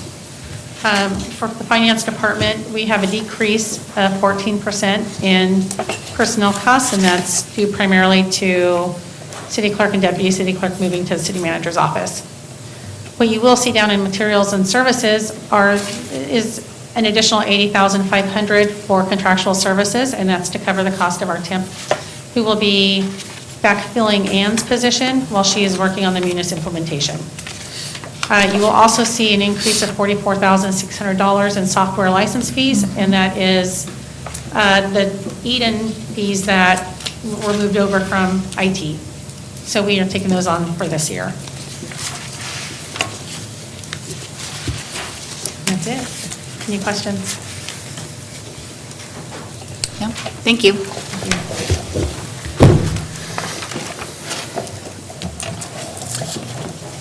Yes, Scott. So I don't want to let it drop, and since it came up under your watch, I would really like to ask that council consider the addition of a staff member, a dedicated grant writer that works with every single department, and not wait until next fiscal year to address it, but to consider that, maybe look at what the cost of an individual would like that. We all know that this person would be worth their weight in gold, the comment was made. So why not look into an individual possibly under the city manager's staff that would work with each single department to bring in every penny and drop that we could for equipment, for everything.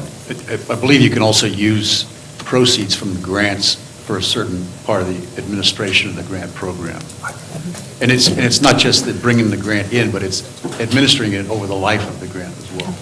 Yeah, I mean, why would we? I mean, everyone here seems to think it'd be a great idea. We have to increase the revenue, we have to be able to do something.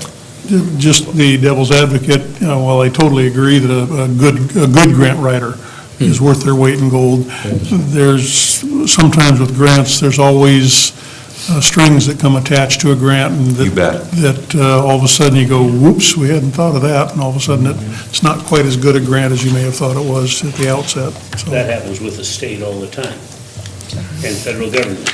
Yeah, I'll give you this money, all you have to do is take money out of your pocket and add to it. Sometimes it's worth it. Nothing's free. But it's like winning the lottery. I'm okay with winning the lottery and paying the taxes. My net is still a real nice upside. I don't want the city to spend more money administrating money than they do, putting it to good use. At the same time, I think the right money is a good thing.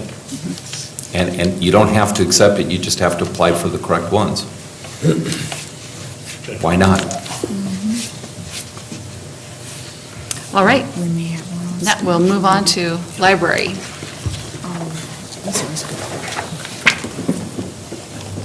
You could say that more enthusiastically. Now we'll move on to the library. It's only 20 to 9, and usually we push you out to like 9:45. Chief Bradner, I don't know what to do. It's not dark and it's not 9:45. So in the spirit of that, we'll try to get through this quickly. I have a few highlights to mention verbally. We have significant careers ending, since last time we met. All told, 50-plus years of experience we're going to be losing. So I guess that's a highlight or a low light. But we are transitioning some very solid hires. For example, we hired a woman with a PhD in information science. Who knew that existed, right? She's a national expert on children's literature, and so she's taking the Youth Services Department by storm. That's fantastic. And we've increased our capacity of outreach to our Spanish-speaking community. You notice in the personnel highlights, since we last met, we increased the FTE of a part-time staff person to full-time who's fluent in Spanish, and a lot of good things going on in that particular realm. So while we're losing 50-plus years of experience, it's time, to plan for the future. David, his last meeting, Gina's first, and I'm the longest tenured director, so you'll have me for a couple more years, I think. It is fantastic to work for the city with all the challenges you mentioned. Another highlight, just as a reminder, we're a 24/7 operation, really. While you're sleeping, we're sending updating files, we're sending notices to people via email. Before we moved into the new library, for example, we used to mail these notices out. You have a book on hold, you have overdue, this, that, and the other. Tens of thousands of dollars saved, in the transfer of those, emailing those notices rather than, so that's 9 years of tens of thousands of dollars saved every month. We do that just routinely, it doesn't even show up. We migrated to this open source software 6 years ago. That's $150,000 cumulative savings that just keeps rolling. So there's a lot going on. You can pay your fines at home at night. You can download books on your gizmos. Lots going on 24/7. We have a link on our webpage called Duolingo. You can learn another language, and I pray somebody learns Arabic and goes to the Gaza Strip, and tries to do some good there. There's so much going on beyond the physical library. So I just want to, those are a couple highlights. And really, we are, as you know, we are a community center. There's death and taxes. We had the history of funeral homes in Albany presentation. We have the Oregon Daffodils Society. The free tax service provided over $1 million in returns for people via our meeting room. We have reading to dogs. We throw frisbees to dogs. And perhaps my favorite since we last met, last Saturday, a live human-scale Candyland game in the meeting room with over 150 people. So, there's just a lot going on there that really, doesn't show up on our tab here. But let's turn to the tab. It says library. That's us. 2 libraries, 50,000 square feet.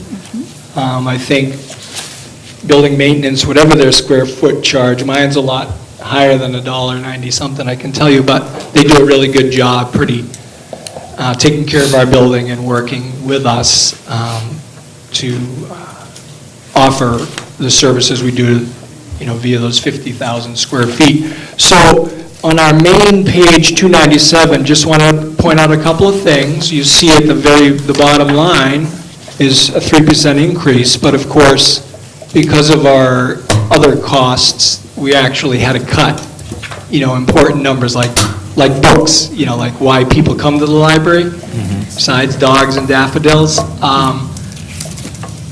So while there's a 3% increase, we actually had to, make cuts to get the number that finance provided. And so fortunately for us, as you know, we have a couple of foundations, and speaking to Mike to the grant aspect and gifts and donations, fortunately the library is one of those departments where people do make donations.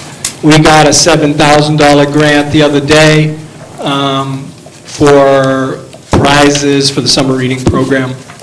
We do have a resources coordinator staff person, as does Parks and Rec. So in that conversation about FTE toward grant writing, we'll want to have that conversation with us, with Parks as well. And I would agree, it's pretty competitive, but we do regularly see grant monies and donations trickle in, so it helps quite a bit. If we didn't have our endowments and our donations and grants, we would it'd be a lot different.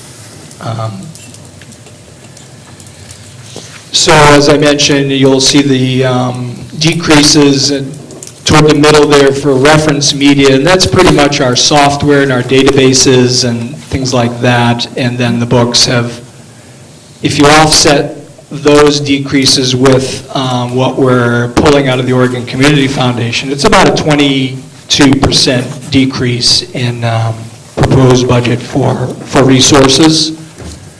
On the other hand, as you know, we partner with the other libraries in the county, and so, there are a lot of ways to get access to materials for our patrons. And so for us, when we borrow from the other libraries in the county,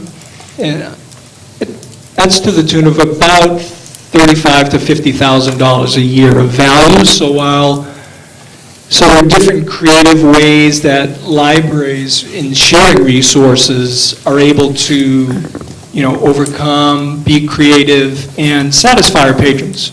And so we're doing that on a daily basis, year-round, and doing it quite well. People love the library, and really, things are going well. So, questions on those first two main pages. I'll stop for a minute here. Yes, sir. Ed, I've got I love playing with my computer, but I've got a house full of books. Over time, do you see any kind of a trend that shows kids, I guess, youth up through high school, weaning themselves off of actually reading hard books, and it's all going electronic type stuff? It is somewhat of a moving target. I think certainly we get them from the womb, literally, all the way through high school. Well, not so much high school, but let's say up through junior high. They're still pretty book-centric, and a lot of our programs are geared toward those ages, and so short answer on that, still pretty popular, the actual physical book. I've mentioned from year to year, our trend for folks as they get older is the electronic downloading or streaming, or ebooks is certainly, the trend is upward. Any public library in the country is struggling to have teenagers, come in, and we're actively working on that, as really, honestly, all public libraries are. Our perspective is, if they're reading, I don't care if they're reading it on how small does the device have to be. So it's a real mix, Ray. Okay, thank you. I don't know if that answers it, probably. It does. Yeah. Rich? To Ray's point, do you have a feel for the ratio between electronic format and paper format? As far as items borrowed, if you look, let's say 2718 on page 296, that first, where is it, circulation rounded numbers, because the year's not over, 630,000. Rich, I'm going to say 50,000 of that is, as we sit, is electronic, books. So it's still kind of in its infancy. It isn't, but pretty steep now. It's a good question. Thank you. Yes, sir. Terry? I know this is probably just curious, what's the rationale for the two buildings? Why isn't there some consolidation? Well, we're proud to be the smallest city with two facilities in the state. The rationale, there's twofold. The city in early 90s asked that question, and it comes up every decade or so. Why do you need two facilities? And there's we have $1 million donation endowment created to sustain the Carnegie Library as a library, for its historic value, for its presence, for 100-plus years of providing library services. And we're constantly striving to see if we can keep it vibrant, and it is more of a community neighborhood library. We're always looking for new ideas to make it something other than just a mini main library, because you'd lose that business case argument for just having so we do different things. For instance, their movie, 40% of their circulation is videos, and their movie collection there is pretty distinct from the main library, and so there's a historic value, there's strong community commitment by way of a $1 million endowment to keep it as a library, and there's it adds value, it adds charm, its presence, in the downtown area, it's hard to value running into people who are 50, 70, 80 years old who, that's the library to them, and so the community nature of its presence and its history is maybe intangible, but those are some of the things that come to mind. I see your visitors are increasing every year, and that's great because you offer a lot of programs. How about Carnegie, though? Do they offer any programs offered there? They do. There's a weekly story time. Oh, is it? During the summer, because of this foundation, they supply funds for, say, inexpensive performers coming to town. The foundation will pay extra so we can get them for another day or two at the Carnegie. We open, because of the foundation support, we've been opening on Saturdays and tying in with the farmers market right out here. And so we're trying to partner with the farmers market people with programs related to farmers market type things. So there's a meeting room space there that people use. There are other community organizations that meet there from time to time. So it's modest, Colleen, but we're always open for new ideas. And as a plug to the budget committee and those you represent, you know, it is a public facility and you can use it for your meetings and events. So it's a good question. Will? Yes. Are you still involved in the Dolly Parton project? And are you seeing any benefits from that? Yeah, as really the departed, well, the relocated, Greg Rowe, United Way director, and myself started it here in the community. And so we're a founding member. Yes, so we're still pretty much involved. We held a graduation last year in the meeting room. It was pretty small, but a beginning. And, Will, it's a good question. Just for kicks, I brought a couple of stats because I was pretty adamant in saying I'm not going to participate if I can't have some data. We know scientifically across the country there's a direct correlation between the earliest of literacies and success. Sounds like Jesse Jackson, it's health care and, daycare on the front end or jail care and welfare on the back end, and I wanted the Albany data. And so here's a little bit. This represents 99 kids who participated in the Dolly Parton program for a year and a half. So this is compared, this is kindergarten readiness. So these are kids who presumably for a year and a half between years 3 and 5, as they're growing. Their uppercase letter recognition was 18% higher than the GAPS, kids who didn't participate. Their lowercase letter recognition was 16% higher than the non-Dolly Parton participants, and their letter sound recognition was 31% higher than those who didn't participate. And so these are kids, these are 700 kids who took this test, kindergarten readiness scores, 700 kids, 100 of those were the Dolly Parton, and significant impact. And we're pushing that, and you'll see our programs on our calendar, on our website are increasingly rigorous in providing the earliest of childhood literacy in it.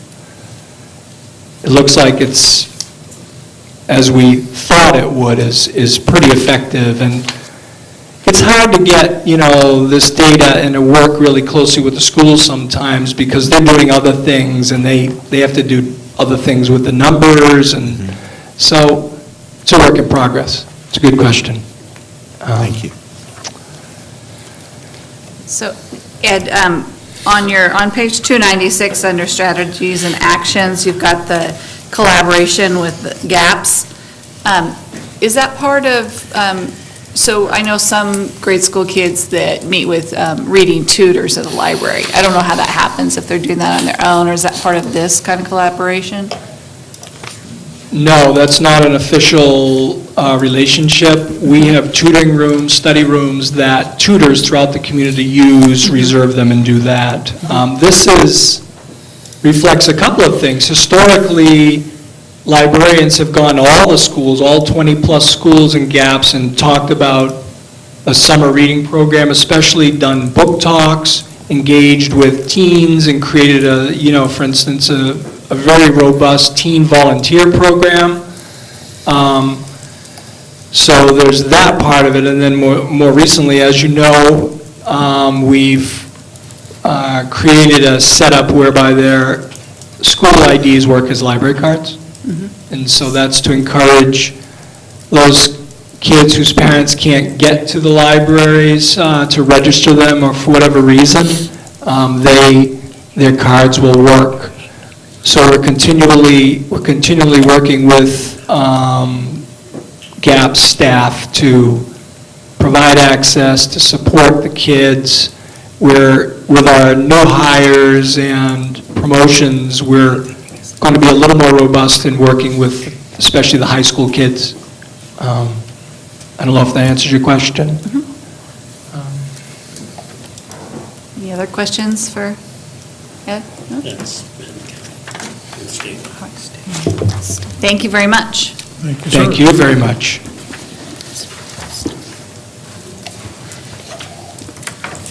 So is there any other business? You look like you have something. Yeah.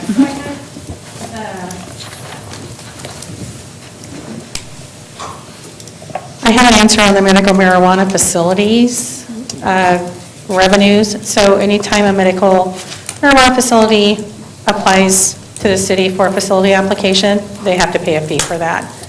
It just may be that we haven't had anybody do that in the last couple of years. But it is fees, it's currently $150, and fees are subject to change every July 1st. So. Yeah, dispensaries per se are just like that. It's the retail side that was increasing, the dispensaries were just dropping off. Yeah, this is just purely medical, so. So maybe we need that line item for the recreational side to show up, because they have to renew their fees, don't they? I don't know that that they pay So one time only? a facility application It was fee. an annual. Yeah. that license. And it may not be something that we can call out separately. I can check into that though too. Not that big of a but- deal, it's not that many dollars, so, thank you. Okay. So our next meeting, then, we'll have Community Development, Public Works, and a revisit to the parking lot items. Okay? All right, so there's, Parking lot items? pardon me? The questions that they couldn't answer. Oh, yeah. What? Tuesday. When's the meeting? So this meeting will be continued to May 22nd, which is Tuesday. All right. Meeting. Continue, not adjourn. Continue.